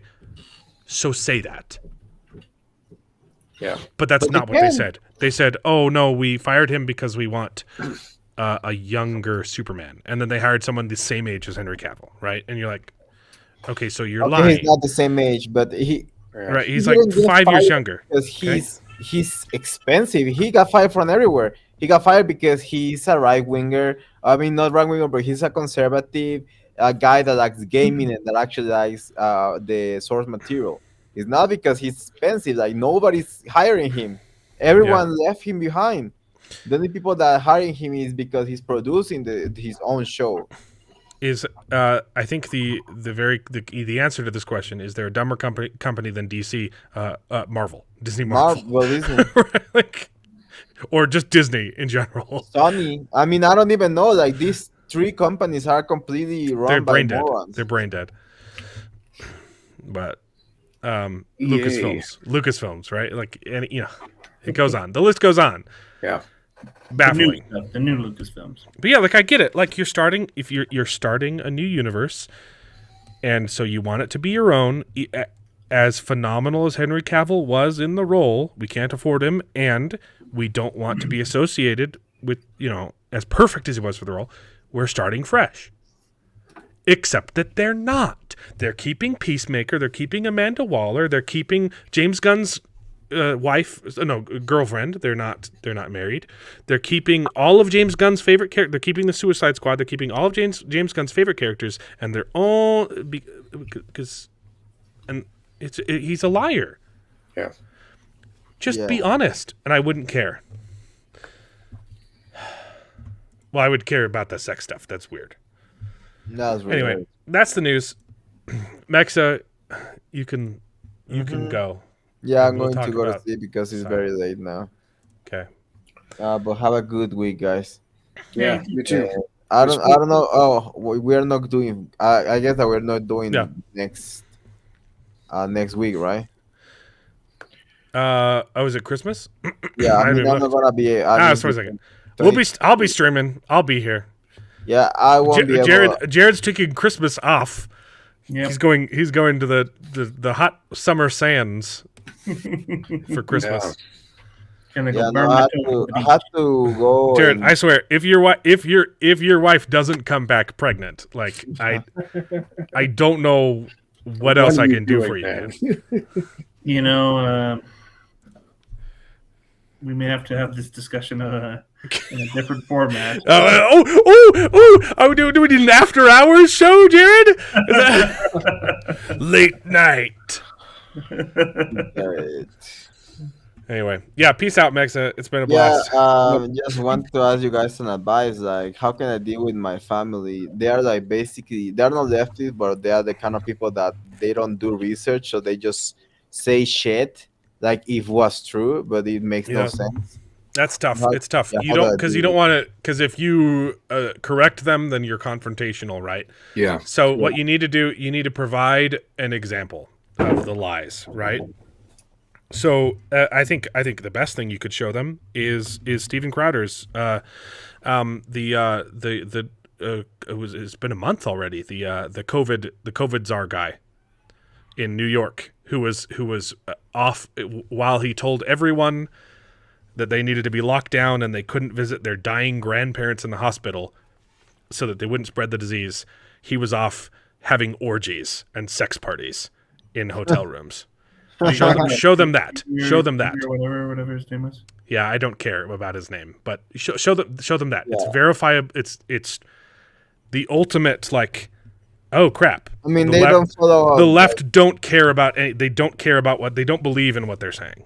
Yeah, no, they're dumber. They don't understand that kind of shit. Like, I had to be like way easier. Like fundamental truths that they believe that they think they're truth, but they're not. Like whatever. It's gonna be an uphill battle. And if I need to talk to any of you guys, like I can text you guys or Yeah. whatever. Yeah, if I need an advice, but it's gonna be tough. Yeah, but yeah. It's hard. It's hard to get people to listen to that kind of stuff. Like, Yeah. oh, Donald Trump's racist. Okay, can you give me one example, please? Find people on both sides. Okay, did you watch the rest of that video where he Yeah, specifically exactly. said, "Not the Nazis. I'm not talking about those." Yeah. But there were people caught up on both sides of this that were just Yeah. didn't even know what was going on. They just showed up. Yeah, but the George Stephanopoulos thingy, his lawsuit. Did you hear about the lawsuit? No. No? Oh, that's very, very, very big, bro. Very huge.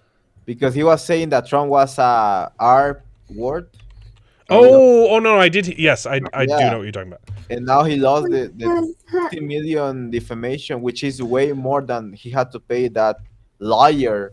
Yeah, it was Liar. it was ABC. It was ABC Yeah. had to Oh, pay ABC. out 15 million, right? Yes. Okay, I did see that one. I just didn't. I forgot the name attached to it, Stephanopoulos. Yeah. Yeah.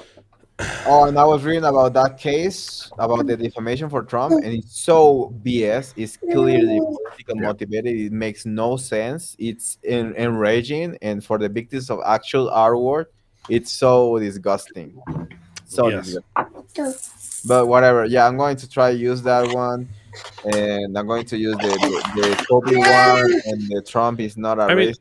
because, That's the thing. That's what the left does. They'll lie through their teeth and then they'll silently publish the retractions, right? Like, you know, they don't even care about and I can't keep plugging it. Read The Naked Communist, okay? Because to the left, to communism, the ends always justify the means. It doesn't matter what you have to do to achieve the perfect society. It's worth it. Okay, that's why they're totally fine. They don't even understand that it's morally reprehensible to falsely accuse someone of gang rape. exactly. If it gets you what you want, right? Ignore the fact that half of the country read the headline that Kavanaugh is a gang rapist, and that's all that. And they never followed up on any of it. They didn't see the retractions. They didn't see the people saying, "Oh, there was absolutely zero proof of this. In fact, there's a mountain of evidence to the contrary that he wasn't even present at the party." Oh, wait, she couldn't even remember the day or the location of the house.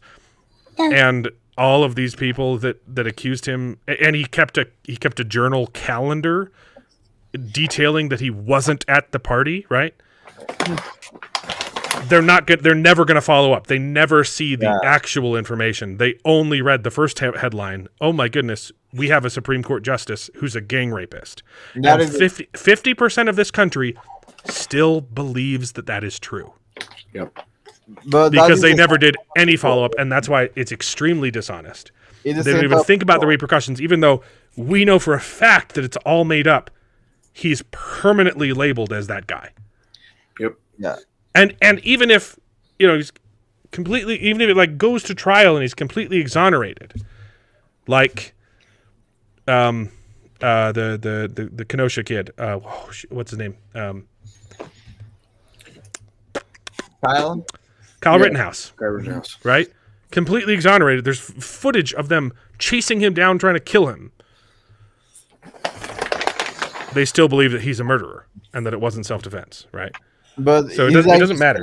They just read the headlines, and if it's from CNN, that is going to say something that will fit to their narrative. So, they don't think anything else other than that, and I think that is actually something evolutionary. Yeah, I think there's an evolutionary factor to that, and yeah. So show them, find out which one of those lies they care about, and then show them the truth, and then maybe it'll work. It probably won't, though. Yeah, if it doesn't, that there's no coming. I don't want to sound black-pilled, but I lost a lot of friends. I lost a lot of people who I thought were my friends because of my religious and political beliefs. Yeah, me too. Because they believe lies. I'm completely isolated from humanity here in Mexico because everyone here believes lies, and I don't, and I refuse to believe lies, and that's something that I don't. Oh, and I wanted to know, Tex-Mex. Instead of the money from the month for November, you can buy me Audible, so I can learn about philosophy finally. Yeah, okay. Read Nietzsche and all that. Because it's really hard without audiobooks. Yep. I think it might still be going on. If you get it in December, you can get 3 months for $1 each month, and then you can unsubscribe after you have 3 books.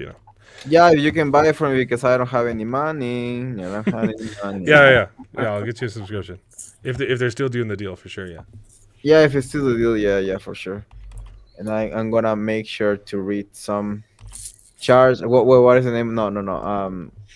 Chomsky, Noam Chomsky. No, what do you guys read? Brandon Sanderson. Brandon Sanderson, yeah. Yeah. Okay. I promise I'll read one of his books, the first one. Nice. Okay. I mean, the first one you told me to read, not the first one of his books. Yeah, Warbreaker. Yeah, Warbreaker. It's a good one. Yeah. Or Mistborn. Which I'm still. We just went to Brandon Sanderson's convention, right? Mm-hmm. Dragonsteel convention for 3 days. There were several panels talking about what order to read the books in, and not once was Warbreaker mentioned by any of the panelists. And then someone mentioned Warbreaker as their favorite book, their favorite place to start, and the crowd just erupted with applause. But I do not understand why it's not recommended more as the good starting point for Brandon. He's recommended by Sanderson himself in his page. He says that's why that's the only book that is free on that. Well, he has other short stories that are free there. Right. But the entire book, Warbreaker, is free there because he's the first. He wants you to start, I guess. But yeah, let's check it out. I want to read more, so let's check it out and have a good one, guys. Yeah, you too. Merry Christmas. Have a Merry Christmas, and God bless you. See ya. You too. Merry Christmas. Yay! Thank you. And we should get together again and play more Conan Exiles. That was fun to have you for a little bit. Yeah, so- that's definitely we're gonna play more of that. Yeah, and definitely. we'll try out Rivals too, Marvel Rivals. Oh, you had to play Rivals, bro. It's the It's best free. game ever. Look, I was hesitant. I was like, it looks really good. I've heard people say good things. I don't want to pay for another game, and I found out it's free to play. It's all, and that enough. It's already better than Overwatch. Yeah, That was like you had to pay like $40 just to get in, and it was a crappy game. true. No, it's So, Marvel Rivals is the best game ever. Like I saying. didn't want to play it. I don't like getting into like the mainstream stuff, and I was watching the memes and I was like, what is this? I started playing the first game. I was like, oh, I got a triple kill. Okay, I'm very good at this. And then I started getting better. It's very, very rewarding. So the more you play, you can do like you can have 5 games and you can get pentakills. Literally, it's so fun. Okay, go to bed. You're tired. All right, yeah, I'm gonna go to bed. See you guys. See ya. Bye. Right. Bye. Bye. Okay. Silo. Yeah. So I watched the episode that we didn't watch last week, and then Yeah. I didn't watch this week's episode because I was playing Conan Exiles. David. I was also playing Conan Exiles, and I still did my homework. Yes. The problem is I have a wife that also wants to do the homework with me, so we have to watch it together. And she was asleep, Mm-hmm. so. I didn't Also, do- it says it came out on Friday, but I think I watched it on Thursday. Yeah, it comes out like Thursday morning at 10. Really? Thursday Or something morning? like that. Oh, maybe that's a Yeah. different show. I don't know. No, I think it does because that's the thing. Like Maybe it's Thursday night. I mean, maybe it's in the evening. I don't. That's when I watched it, but I Yeah. remembered I looked at it and it's like, yeah, it's coming this Friday, and then I was Let's like, see.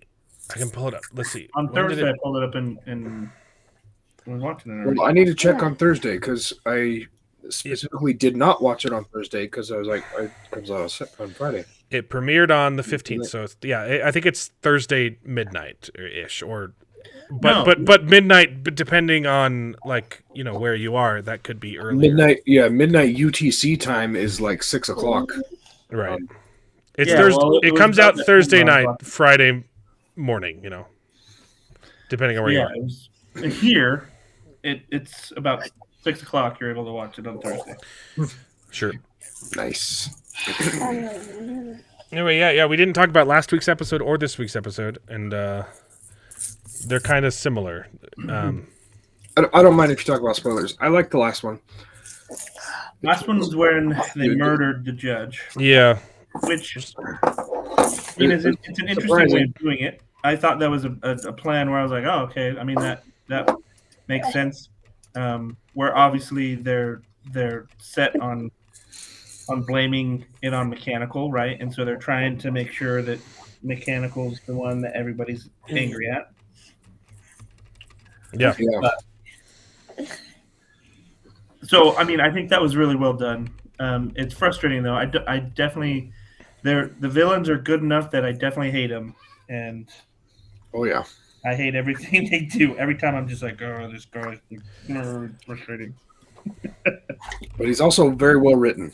Yeah. I really like that scene between him and the judge because you can tell that there's there's history between them two, and he doesn't want to kill her. I mean, and I love the scene immediately afterwards that the understudy guy comes in. He's like, "Hey, look, you made me do this.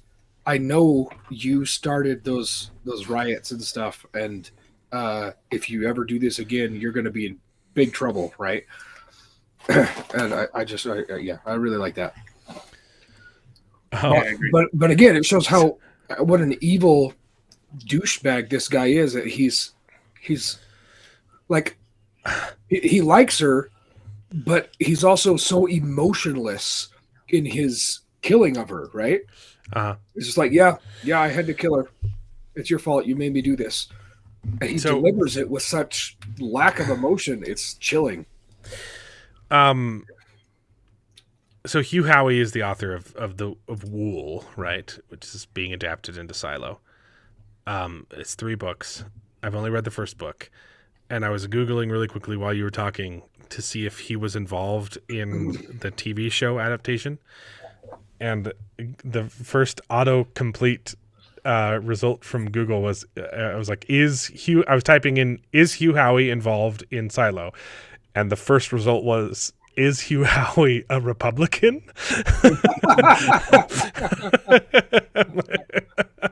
That's funny. But he's an executive producer, which could mean literally anything. So like Brandon Sanderson is an executive producer of the Wheel of Time TV show, and he hates it. So and I bring that up because while I did like these last 2 episodes, it's completely made up stuff. They're still just dragging it out. Well, they're doing it differently. It kind of feels like they're completely rewriting the second half of the book. Now, thematically, it's still very in line, but they're changing up a whole bunch of plot things that like it's almost unrecognizable now. Not, and I don't want to say it's a bad adaptation because like these were pretty good episodes.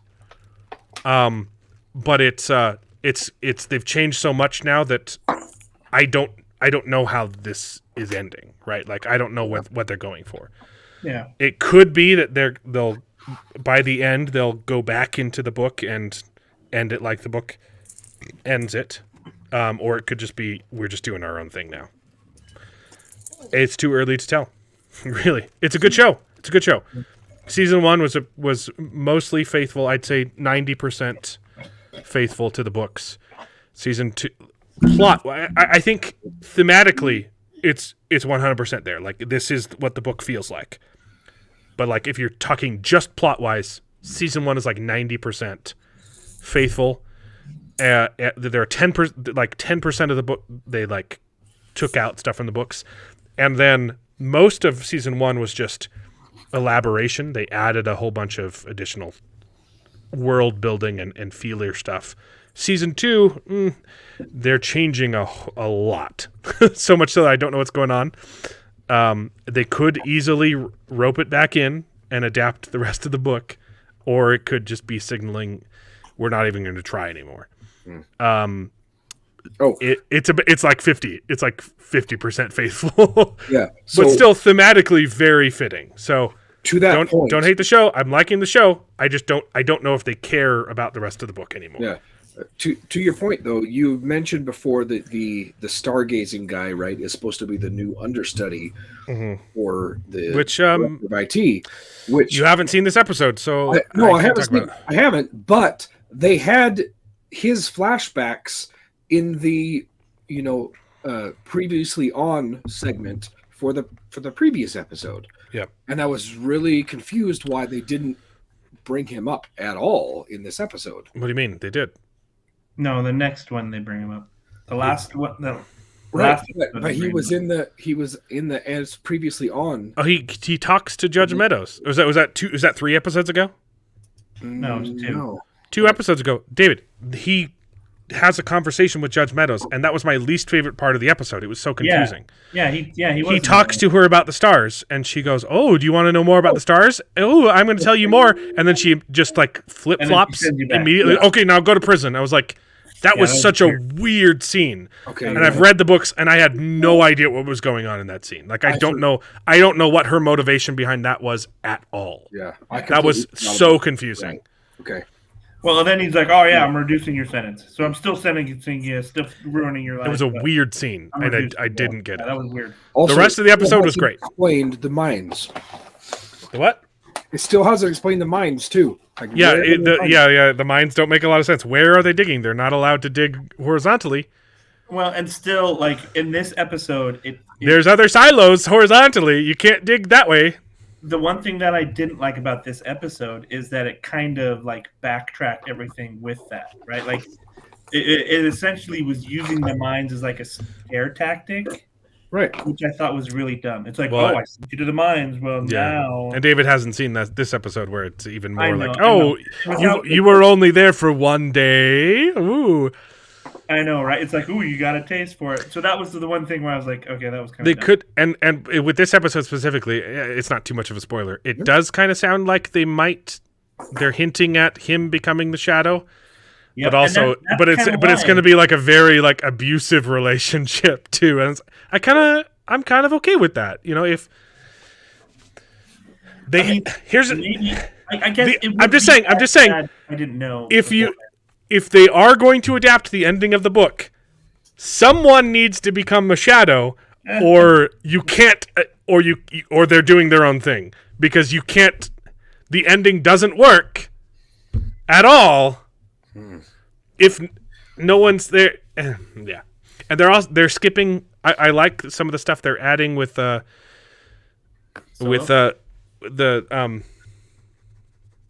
Juliet's storyline too, but they took out with the major thing, like when she gets to the other silo, the first thing she does is try and drain it, right? She gets to the engine room. So she the hose thing, that's supposed to be her trying to get to the engine room to start draining it, and it's a much longer scene.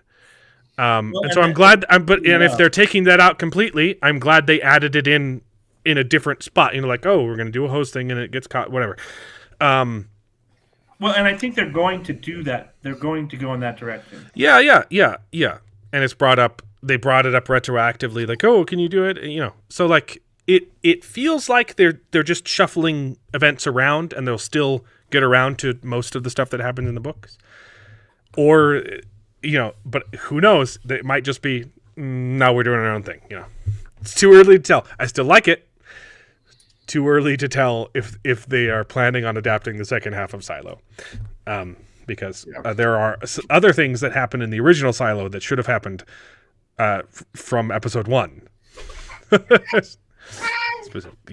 like I love Solo's character though, like the whole interaction between and Solo, especially in this second one, David. This is where like, and that's all added. So the twist with Solo character, that's not in the books. I'm like, oh, this is interesting. I wonder what they're doing here. Yeah, where he's like presuming the identity. Yeah. Presuming? You mean assuming? Assuming. Yeah, that's the one you're looking for. Yeah. I wouldn't want to presume that's what you're trying to say. No, we wouldn't want to presume. Yeah. Did I presume too much? Am I presuming that wow, you? Really? Do I presume? Do I presume that you mean assuming? Wow. Okay. Anyway. Jared's so stupid. He doesn't know words. Wow. Albelio, none of us watched it. We did talk about a couple of articles in the beginning of the stream if you want to go back. But yeah, thanks for joining us. Yeah. You need to come back on the show, man. It was fun having you on the show for an entire month.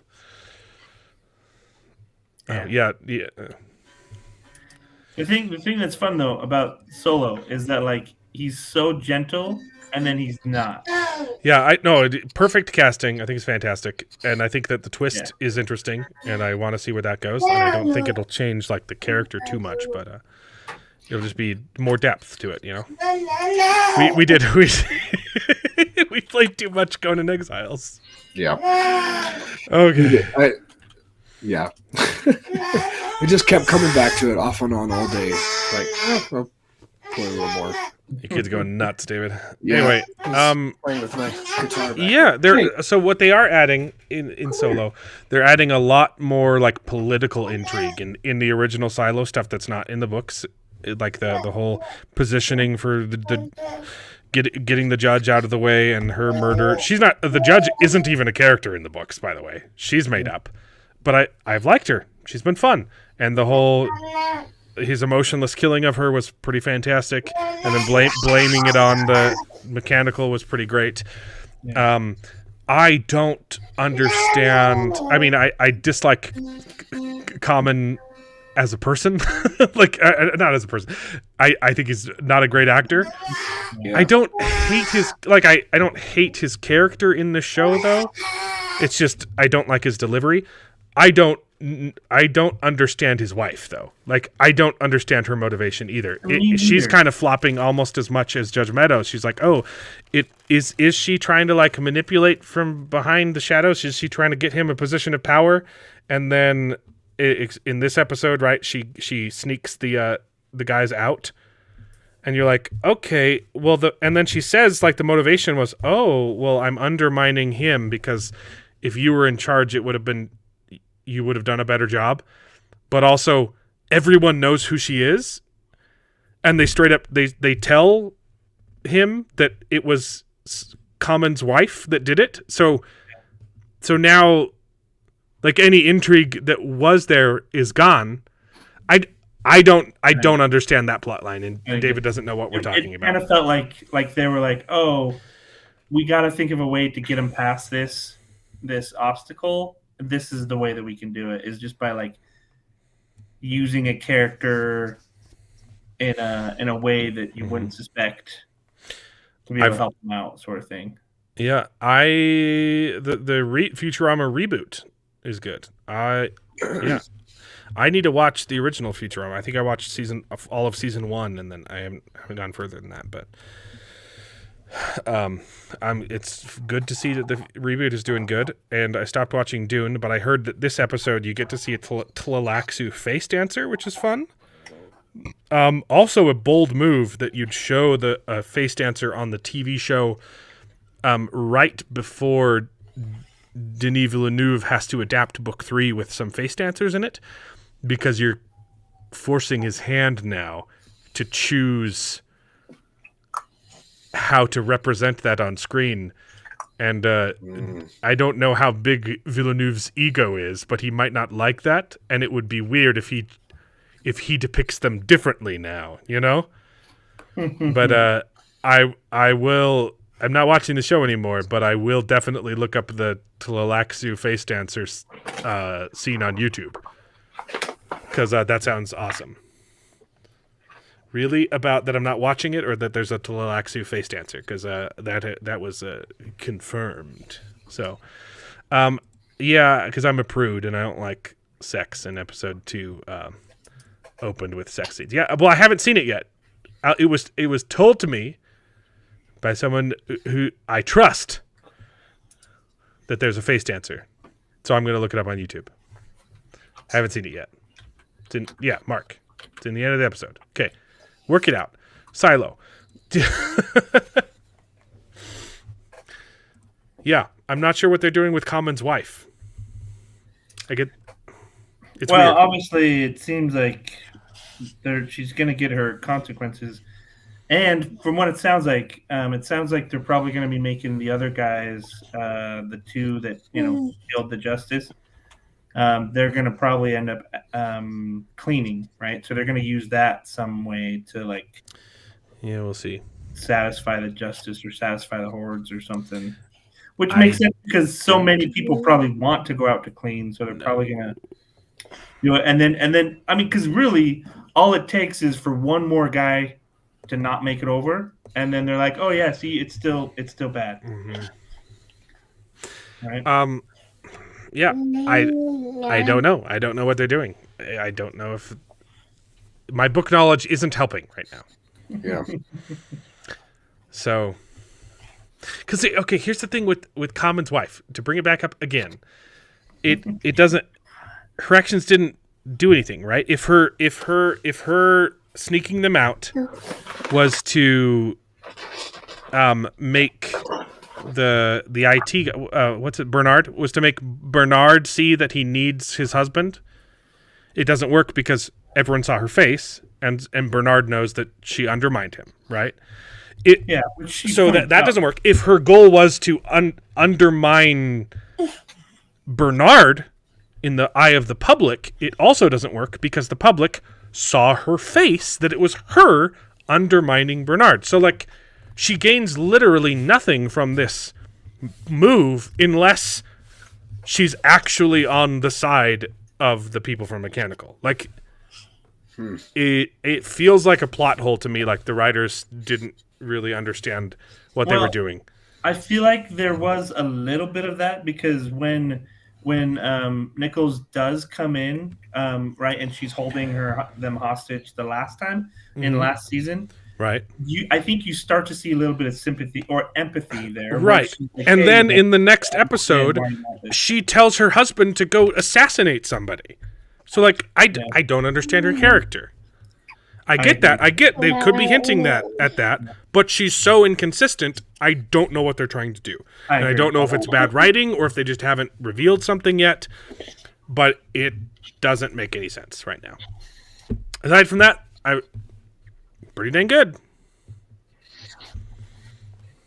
This episode was fun.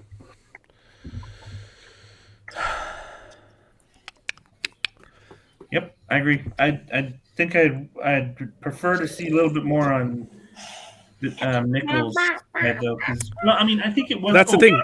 That's the thing. They can't show more of that plot hole because something needs to happen in the other silo before they can show the rest of her plot. And they've stretched it out for 5 episodes now. I see. Or 4 episodes. No, this is episode 5. Yeah, this was 5. Yeah. That's interesting. Spencer, stop singing. Such a funny kid. Anyway, that's pretty much it. I don't have anything else to talk about. Do you guys have anything else? Oh, I was gonna say I did like the part in this episode where they bring in Nichols' father and they're talking to him. And that was great. That was fantastic. That was probably good.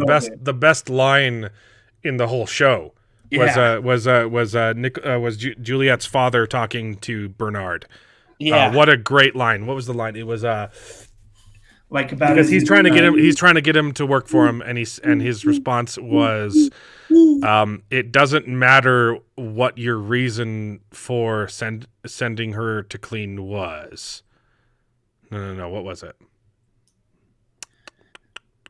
There was something about like I thought one of the ones that I stood out to me was where he talked about his integrity, like his integrity. Well, because Bernard is trying to seduce him, taking all of that integrity from him. Right. Bernard is trying to seduce him in that scene because he knows it would be politically advantageous of him to get Juliet's father on board, saying that his daughter was wrong, right? Yeah. Oh, was it why he was helping the people? That was a pretty good line where he's like, I'm helping the people because I'm ashamed of the silo has taken everything from me. Oh yeah, his response was like, are you forcing me to help or are you asking me to help? Because what could you possibly do to me? If you're forcing me, like there's nothing more you can do. The silo's taken everything from me. It's taken my wife, my son, and my daughter. And the very last thing it's taken is my dignity, like my integrity. You've taken that from me too, because I can't. I'm lying to these people, telling them that they can get pregnant. He's like I wasn't helping people heal for the good of the silo. Yep. I was doing it because I hate myself. Yeah, because he's trying to regain a little bit of that. It was such a good line. But the line at the very end, though, he was like, it doesn't matter like why you sent her to clean, right? And it's like, it doesn't matter what your justification was. Like, I still hate your guts. I'll have to look up what the line was because it was too good, and I'm butchering it. And I really like that actor. He's a really good actor. Oh, fantastic! Wonderful job delivering it. I brought it up 2 weeks ago that his scene with the couple that was trying to have a kid was just absolutely fantastic too. Yes, and this is a direct follow-up to that. Yeah, because the thing that I thought was interesting about that scene is like, he kind of so the guy calls him in, and you're like, wait, why is he calling him in to talk to him, right? And it turns out that he's like trying to give back these artifacts. Or these belongings that live to Jules, and oh, you know what? And maybe that's what it was referring to, because he's like, I'm not taking these because I'm gonna give these and like cause an insurrection. I'm taking these because they're the last thing I have of my daughter. Yeah. Maybe that's what it was, but yeah, I really like that scene because literally, I'm bringing it up right now. It's too good of a line. Is he being called in because like they know about him not taking the pill out, like the birth control out? Like, did they find out about this? No, it's because he was trying to use him politically because Bernard's a douchebag. Yeah, and then the part that I love so much about that though is that he comes out and tells him, he's like, I stopped doing this because you took this dignity and this integrity away from me. And he straight out tells him, he's like, I straight out like disobeyed you guys. And because of his position in that conversation, he's just like, you know what? And I don't care. Like, I was at the beginning of the episode. It was. Yeah, it was really good. Sorry, David. That one probably was more of a spoiler to. No, that's all right. It's my own darn fault. I didn't watch the episode. Okay. I got it pulled up. I don't want to put these items back into circulation because people will venerate them. La la la la la. Let's see. Go on, buddy. I just want to be clear. Because he's like, will you help me? And he says, okay, so I just want to be clear. If I don't help you, what happens? Yeah. And Bernard's just like, well, there's nothing left for me to lose, is there? You big idiot. Yeah. So good. Silo's taken my son, my wife, and now my daughter. I should just download the transcript instead of trying to watch this. I wasn't tending to the wounded out of a sense of duty to the silo. Yeah. I was trying to reclaim some sense of professional integrity. Okay. Hold on. Nice. Was there anything else? There was a... Let's see. Let me just pull it. It'll be faster to pull up the transcript. Oh, gosh. I think we didn't want to brush over anything you had to say, David. Well, I didn't watch this episode, so.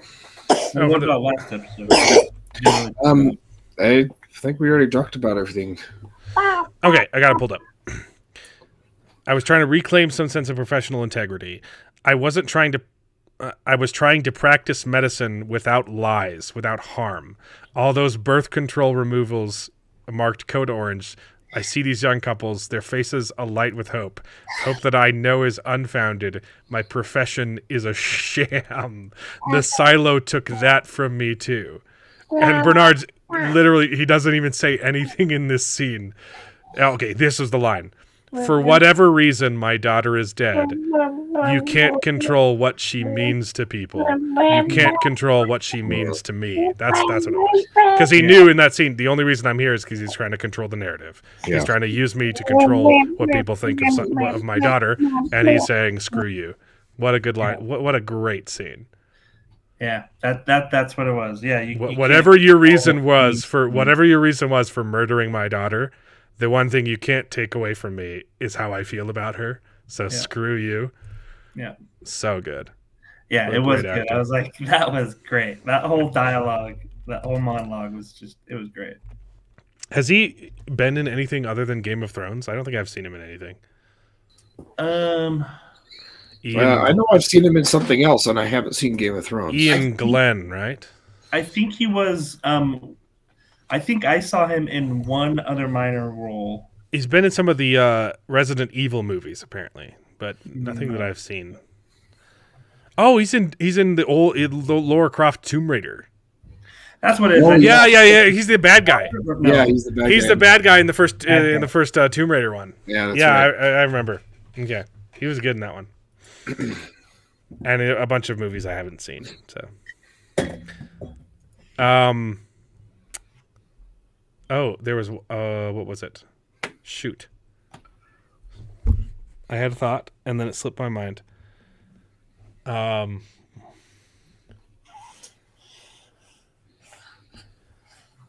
Crap. Oh, that's what it was. Are we finished talking about Silo? Yeah. I don't have anything else. Okay. Can't wait till next episode. I also need to know which one of you got addicted to slow horses. That was me. You've been seeing it on Apple. Okay, you've watched more than I have now, right? Like I was like halfway through season 3, and right? I binged the first 2 episodes when I was sick, in 2 days. The first 2 seasons. I mean, I binged the first 2 seasons, and I started season 3. I didn't finish that one, and now you're already into season 4. Yeah, just starting season 4. I told you, right? It's really good. I don't know what it is about it. It's like what it is about it is that it's good.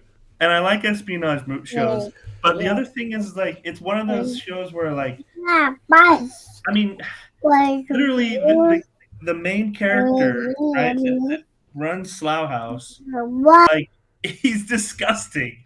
But Gary Oldman is part of sick. The show is showing him as disgusting as they can. Dude, his socks are just the most repulsive thing ever, and they're always in frame.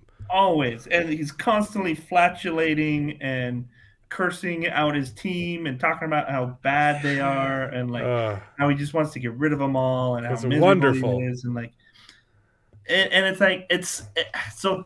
Yeah, I don't know if that's why, but it's these just bunch of the show has a charm. Reason the appeal of the show is it's a spy movie. It's a spy show that cares more about the character work than the espionage. You watch the show because of the characters. It's about character work, and it is extremely charming. Yeah. And also the plot's not that bad either. There's some pretty cool stuff going on. I mean, you haven't seen the end of season. Don't spoil season 3 for me, you jerk. Because I was going to talk about how they got out of it and stuff, and But what about casting Olivia Cook for season 1 and then removing her from the story? How'd you feel about that? That was nuts, right? Let's see. Olivia Cook was... she's the girl in season 1. She was what? She's the girl in season 1. That dies in episode 1 or episode 2 or something, right? She gets shot in the head. Yeah. I remember seeing that one. Well, that's the thing. They've got her... and then they even have the lady from House of Dragon. Is that who you're talking about? Olivia Cook? Oh, I was thinking. I see what. Yeah. That makes a lot more sense. I was thinking Olivia Cook was the. You're such an idiot. I don't know names very well. I know faces. People's faces. I don't know their names very well. Alicent from House of the Dragon. Olivia Cook. I thought that was they must have run out of budget because it's no, it's book accurate. Oh yeah? Yeah. I mean, it was good. It was good though because that's how it happens in the books. She did a great job. But it's that's almost as ballsy as Game of Thrones. Casting, getting everyone to like your main character, then killing him. Yeah, well, and that's the thing. They try to play on that a little bit later too, but I mean, it kind of gets into this thing. And that's kind of what I've noticed about some of these later seasons is that you start to realize, okay, well, they're not going to kill that person. They're not going to. But well, I was not expecting season 2 for a certain character to just die either, and I was like, oh, dang, I really like that character. Why would you do that? I know. It's good. That one was rough. That one was worse than season 1 for me. Yeah. Season 2 was tough. Especially after how because literally it's bad. It's real bad. They show him getting on his bike and he's had a time of his life. Was trying to Anyway. Yeah. Season 2 was tough. That one was good. I like that one a lot. So I want to go back to Ian Glenn real quick.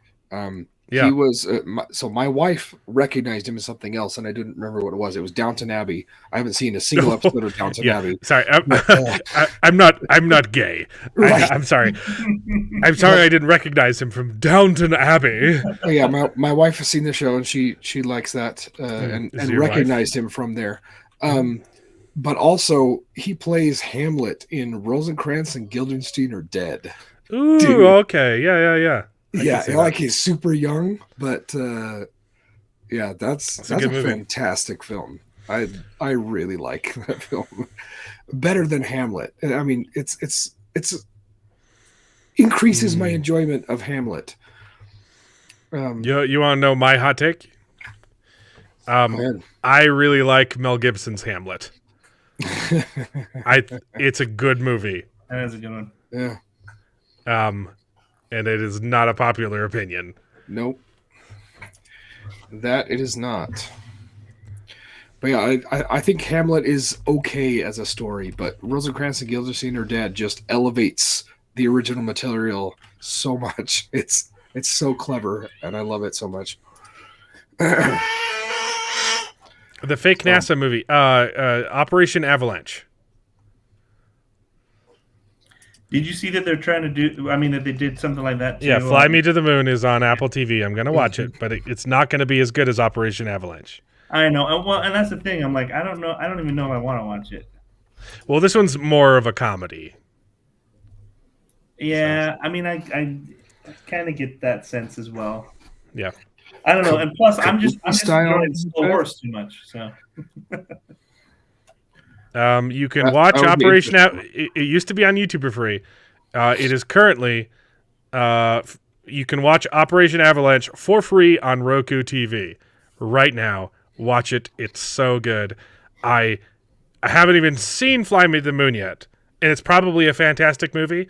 It is not better than Operation Avalanche. I would stake my reputation on it. And yes, How's Wicked doing, by the way? Speaking Wicked, it's not making $1 billion, baby. Let me tell you that. Of course, I'm probably not gonna get 50. I'm probably not gonna see the money anyway, because we haven't seen that guy in the chat yet. Ever since that episode. Yeah. I think he saw the writing on the wall, and he's too ashamed. He's too ashamed to show his face. He's too ashamed to.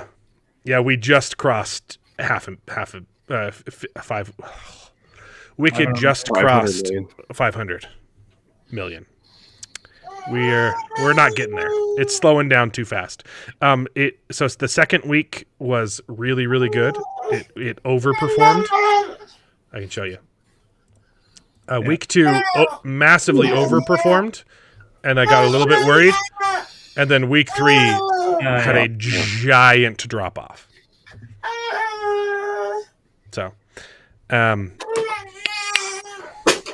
my money is safe in my wallet. Thank you very much. Apparently, Moana 2 is doing. Moana 2 is doing fantastic. I can show you.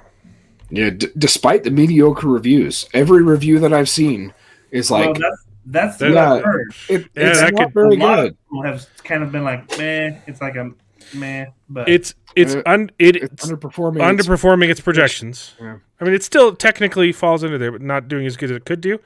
Yeah, the first 2 weeks were real good. I mean, but 700,000, like that's. I mean, 700 million. That's. No, that's the first week.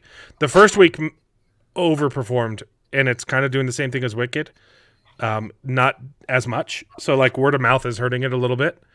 But also this is a more family friendly one that you can take your kids to, right? You're not going to take your kids to see Wicked unless they're, well, you might unless you've seen any of the promotional material, and then you might not. Right. So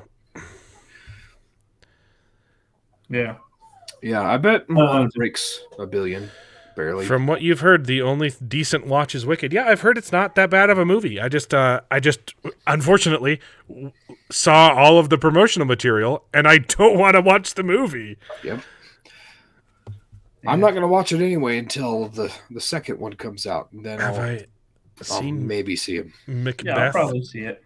Done in kabuki style. What is kabuki style? No. Something Kabuki Japanese. theater? It's like yeah. Right. Is it silent? Is it silent theater, or that wouldn't work very well, right? I don't know enough about kabuki.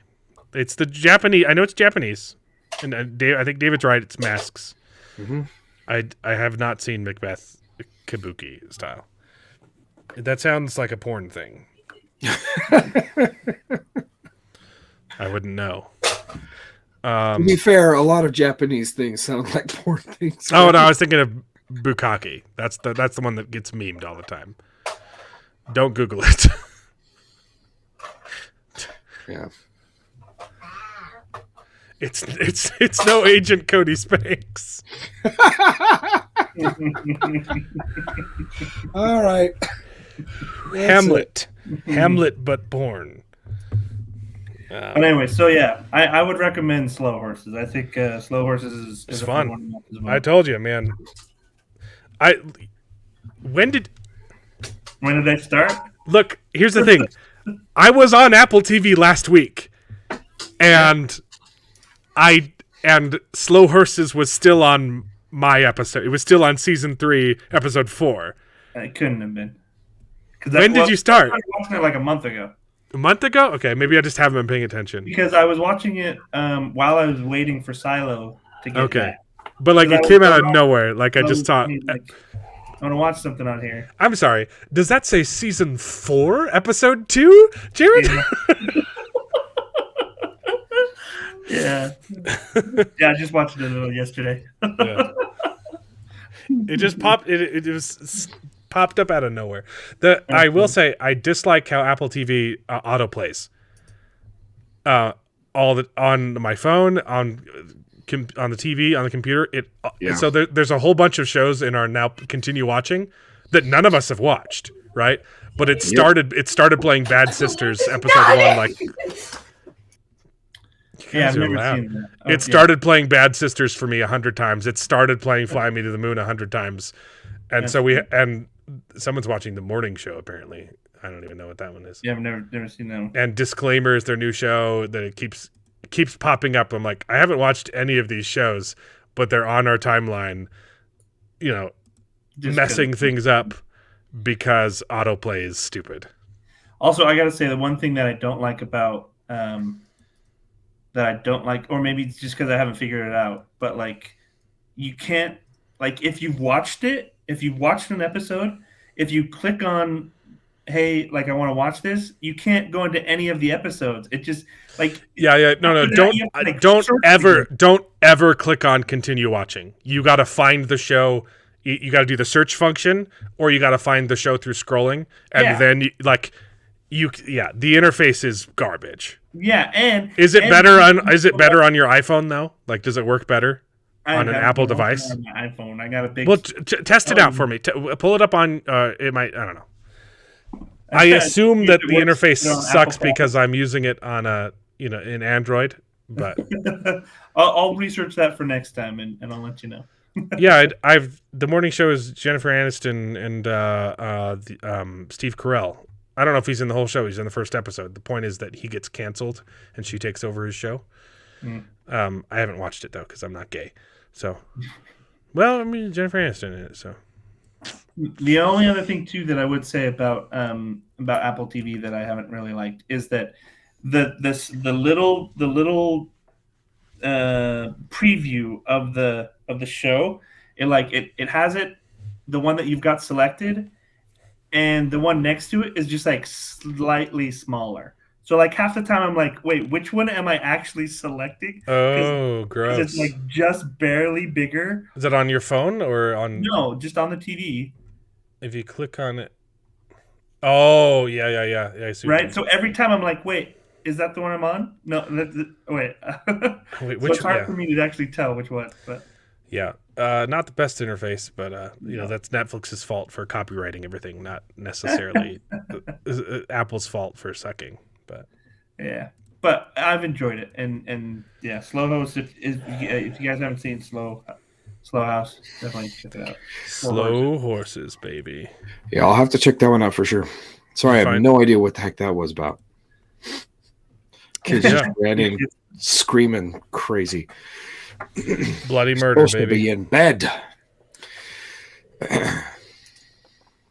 Yeah. Anyway, I'm glad I surprised you with some of the the different watches that I'm sneaking. It's just funny. Who's watching the morning show then? Is that one of your wives? Not me. No. I don't think it's my wife. Stephanie started watching Ted Lasso. She finished season 1. She loved it, and I'm like, okay, just. Don't blame me if the rest sucks. I'm like, Jared liked it. You might like it. The rest is great. I did not like season 3. and I don't understand why they're making season 4. Like, what? The story's done. Yeah, that's what's crazy is that they're bringing back. Like, I get it. They're like trying to milk it because Ted Lasso was amazing. Because it's their most successful show of all time. It was so good the way they edited it. Like, just let it be. So yeah, and even my hatred of season 3, I still acknowledge that the ending was perfect. Yeah, like the last episode was, that's fine. I just didn't like the journey before the destination. I preferred the destination. You're a weirdo. Season 3 sucks, dude. You don't even know what you're talking about. You've been wrong about everything else in this episode. Except for that. But yeah, Severance is coming up. Excited for that. Oops, I accidentally closed. Yeah. Okay. Yeah, are there any other shows we need to be watching? No, I mean it's not. Well, there's the secret level shows that. Those are all out now, aren't they? Did they drop the whole thing? I believe so. Yeah. I saw people were posting about the. So I don't know if they released every episode, but I saw people posting about the Warhammer 40K episode, and they said it was fantastic. They said it's really, really good. They said it's a work of art, man. So if that was like the first episode, this is the people they did several. The Pac-Man one is weird. Yeah, I think we all knew that was the case already, man. Yeah, they. That's where that's on. It's on the. Yeah. That was weird. It's so bizarre. Yeah. Warhammer was good. These are the same people that did Love, Death, and Robots, which is like an I haven't watched any film. of. It's all crazy animation. I've only experienced that vicariously through YouTube Shorts. Right. And through Corridor Digital primarily. Yes. Corridor Crew. It's just a group of artists that get together and make these little short one-off episode stories. Yes, I know how it works. With amazing CGI animation. Me. So this one, Jared hasn't. So this is a spin-off series that's made by some of the same people, and every episode is based on a video game. And so they did Warhammer 40K, they did Pac-Man for some reason, they did Splunky is one that I really want to do. They did Concord. We all have to watch it. We all have to watch it, baby. Yeah.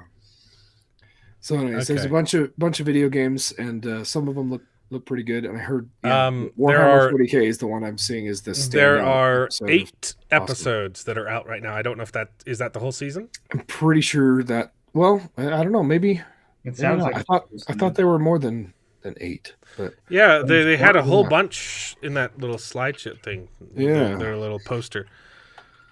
It's called The Lost Level, right? He's a cool guy, man. You don't even know. I don't know why you don't watch the next level Corridor Digital, because they're fantastic. They are pretty good. I like them. Their video today was pretty fun too. What's the show called? Something. So for episode 1 is Dungeons and Dragons. Episode 2 is Sifu. Is that a game? I don't know what that is. The secret level. And then there's New World. I don't know what that is either. Unreal Tournament. New World, like the one that Amazon put out. No, the game is called New World. Is that an Amazon game? New World, okay. They great. Yeah, I don't know things, dude. I was just playing that recently too. So Sifu, I don't know anything about. New World, I don't know anything about. Unreal Tournament, that could be fun. Warhammer 40K, Pac-Man, Crossfire, Armored Core. So they haven't released every episode then yet. Yeah. So there's 2 more. There's 2 more. There's the Outer Worlds, which could do, and then there's Mega Man is the last one. Why? That one could be good too. There's got to be. Which one is? No, there's more because there's a Splunky one. That was the other one I was super excited to see what they do with. All 8 of these episodes were released on December 9th. So that's a weird number to release. Are they like 30 minutes or how long are they? Like 16, 10, 15, 19. There should be 15 of them. They're doing 8 now and then 8 later, apparently. Okay, so 2 chunks. Okay. They're not that long. The longest one is 19 minutes. They all release on December 10th, and then the second chunk is going to be December 17th. Okay, so for homework, we all have to watch Warhammer 40K and Pac-Man. And Concord. That's not out yet. It's going to be out in 2 days. And Tuesday. Okay, then the rest of homework them is release on Warhammer Tuesday. 40K and Concord. You can watch the rest if you want. Yeah. I'll probably watch the Dungeons and Dragons one because that could be fun. But I don't know. There's I a just lot of them that could be really good. Splunky, I don't know anything Outer about Worlds, Armored Weatherman. Core. I've heard is a good series. That's Armored those Tournament are the could be same fun. guys that do Armored Core. It's a Bandai Namco, right? Yeah, it's a Dark Souls. Same guys. Oh, That was their first. They've done a couple of those. I mean, it's very different gameplay wise, but I did not know about that. I people know the, love the Armored Core games, from what I've heard. Yeah, FromSoft. Oh, that's an older one then. I know there's another one, the Surge. I don't know. That's one that I've. Okay, the only required reading is Concord and Warhammer 40K. I'm gonna check out some of the other ones. Okay. We all have to watch Concord. Albelio, you have to do it too.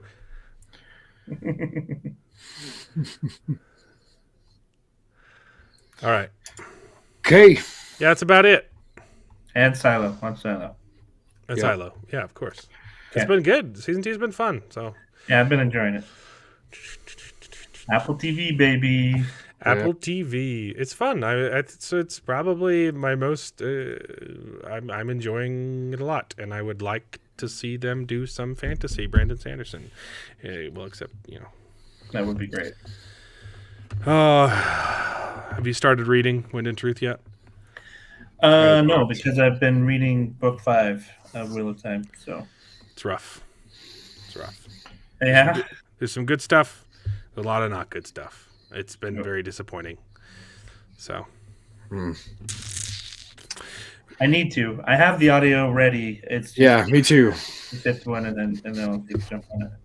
It's I queued am- up. I just have had a lot of stuff on my plate. I'm almost 2/3 done. Nice. Not quite there. Yeah. But all the White Cloaks all hated it. And They're Prophet of the Dragon. finished. Yeah. Yeah, they did a stream yesterday, and I was like, oh, I want to participate, but I also haven't finished.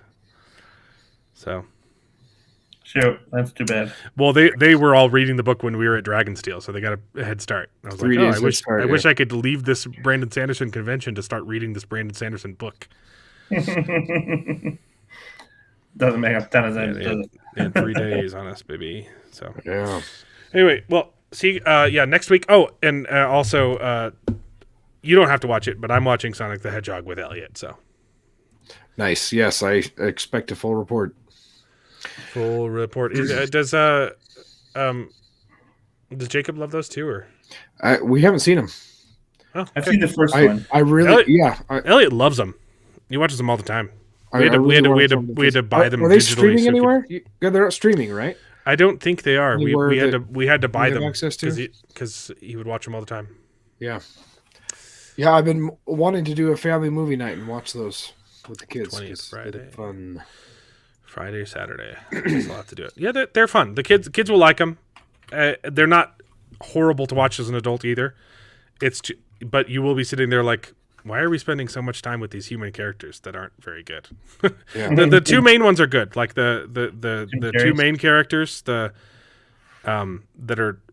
adopt Sonic, right? They're great. It's just all of the relationships that they have with other humans are all like there's the sister-in-law that's just bizarre, and I don't know why she has so much screen time because kids don't care about her at all. But apparently, I think Mark's saying it's on Prime. But The first one's on Prime. one's The on Prime. second one is you have to purchase. it's bizarre, and then it gets worse in the second movie where you're like, it's literally like 40 minutes in this wedding, this destination wedding for the main character's sister, and you're like, why? Like, this is a kids movie. It's so bizarre. Yeah. It's so bizarre. It might I be on really, Hulu, too, I actually. really love Knuckles, and so I wanted to see that second one. Yeah, no, it's fun. Like when you get to the Sonic stuff, it's really fun. Jim Carrey is just having a blast, and it's a good kids movie. Yeah. Yeah. I just wish that it was Been on my watch list for a mostly the kids movie and less of the weird. And none of it's inappropriate or anything. It's just why would a kid care about this? Like it's like, but it doesn't feel like they're putting it in there for the adults because it's not good. It's not entertaining. Yeah, that's weird. The priest with a gun was funny. I don't know why we needed 40 minutes of the movie dedicated to the plot though. It was bizarre. Yeah. There's a good twist to it. Like, there's a reason it's there. It's just I don't know why I've beaten this dead horse. Yep. Anyway, good on them for listening to fans and caring about them, unlike Woke of the Rohirrim. It's true. I remember there was that whole thing about how bad Sonic looked. Yeah. Fixed it, so. And there was a whole... there's a whole bunch of people that were praising that they actually listened to the fans and changed it. But then there was another large vocal crowd that was saying, "Oh no, this is setting a bad precedent of people, changing the content that the creators really want to make and changing their vision because they don't like it." No. The creators were on the same. The creators had problems with it too. They were like, "This was an executive decision. We don't like what we created either." So everyone was on board with that one, and the people who weren't were morons. Yeah, they were like, they wanted it to be realistic. Can I please make something I can be proud of? Thank you very much. I never blame when it's bad CGI. It's 90% of the time. It's not going to be. The blame should not be laid on the artist, right? Yeah, it's almost always executives making the bad decisions and or changing things last minute, and that's why you get bad CGI. Or a director who doesn't know how to integrate special effects and just says, "Oh, we'll fix everything in post," right? Yeah. So even those bad shots, like with enough time, you can fix with CGI. It's just they're never given enough time. So yeah, that is a big part of it. I don't hate the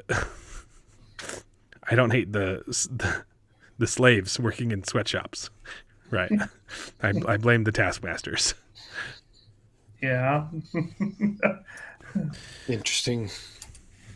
I just want my shoes to be nice, okay? Good old Nike, baby. The humans are. Anyway. Yeah. Yeah, they pad out the runtime for sure, unnecessarily. Yep. Also, I know Alan did have this up on the screen earlier in the stream, but Mark Clark, I saw your comment about getting named. My baby me being named. Oh yes, Marcus is a great name for a baby. I think we'll have to consider it, Mark Clark. I think if we reach our goal in super chats, then we could have a poll. We may have to wait till something like that for naming Jared's baby. I'm sorry, honey, but the viewers have spoken. What was who did that recently? It wasn't the Hawk-Tuah girl. It was the plane lady. That person is not real, right? She had a freak out on the plane. I can't remember her name. It was Alex Stein got her to come on his show. That MFer is not real. You remember that? I don't remember. She had that. You guys don't remember that? She had a public freak out on a plane, and then Alex Stein got her to come on his show, and the entire time he had a guy in one of those suits, the one color suits, but it was green, and so he had a guy walking around in a green suit. And the joke was he was going to edit him out in post, and they were trying to get her to react to him, saying like, "Who is that guy?" And then no one else would see him. It was genius, but to get her to come on the show, like one of the producers had to incentivize her by saying he would name his daughter after her. and they did it in real life. Like, no way. yeah, Wow. they. I can't remember her name. Wow. Janet? Something. Is that it? No, it wasn't Janet. Who was the? Okay, look. Not real plain lady. That makes a lot of sense. Tiffany Gomez. Yes, that's who it was. I see. Okay.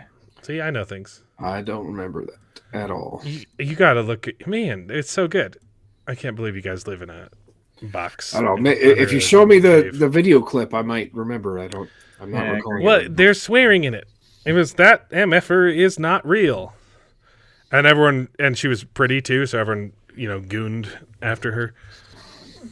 It's like, oh, nice. I could fix her. That was the thing. Like, still would. Still a 10. I could fix her. Like, that was she became famous. Gotcha. Because of that. Gotcha. Anyway, we'll see you guys next week, where more Dune Prophecy, a little bit of Sonic the Hedgehog, and some secret level. And then next week, the 29th. Yeah, that's not. Yeah, we can stream on the 29th. That's not even New Year's Eve.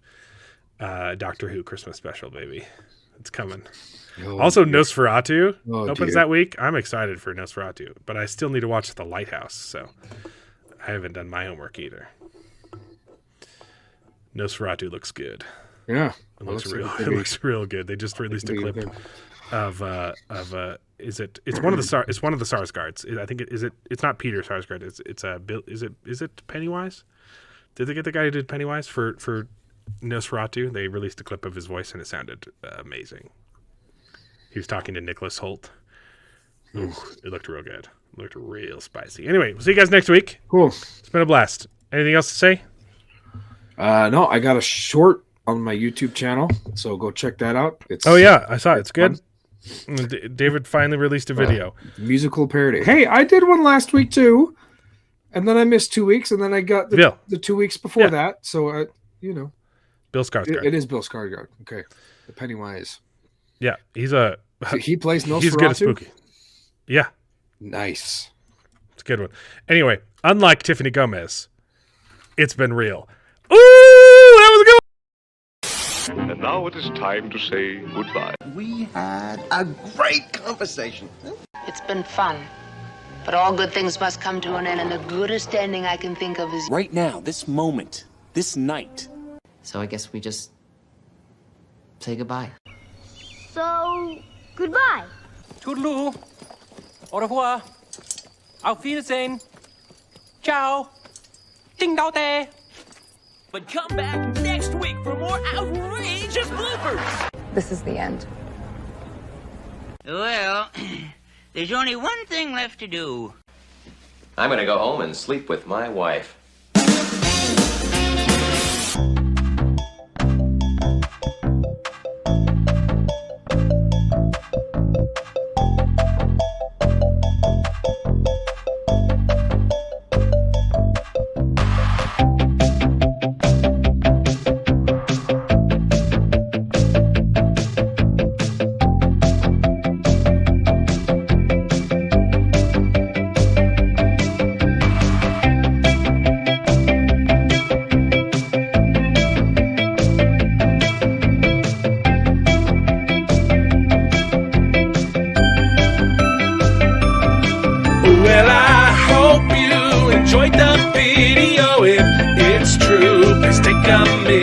Subscribe to the channel and you can join us along for the ride. And if you pay me, I'll try to be more entertaining. So please consider joining Patreon and getting your name in the credits with pride.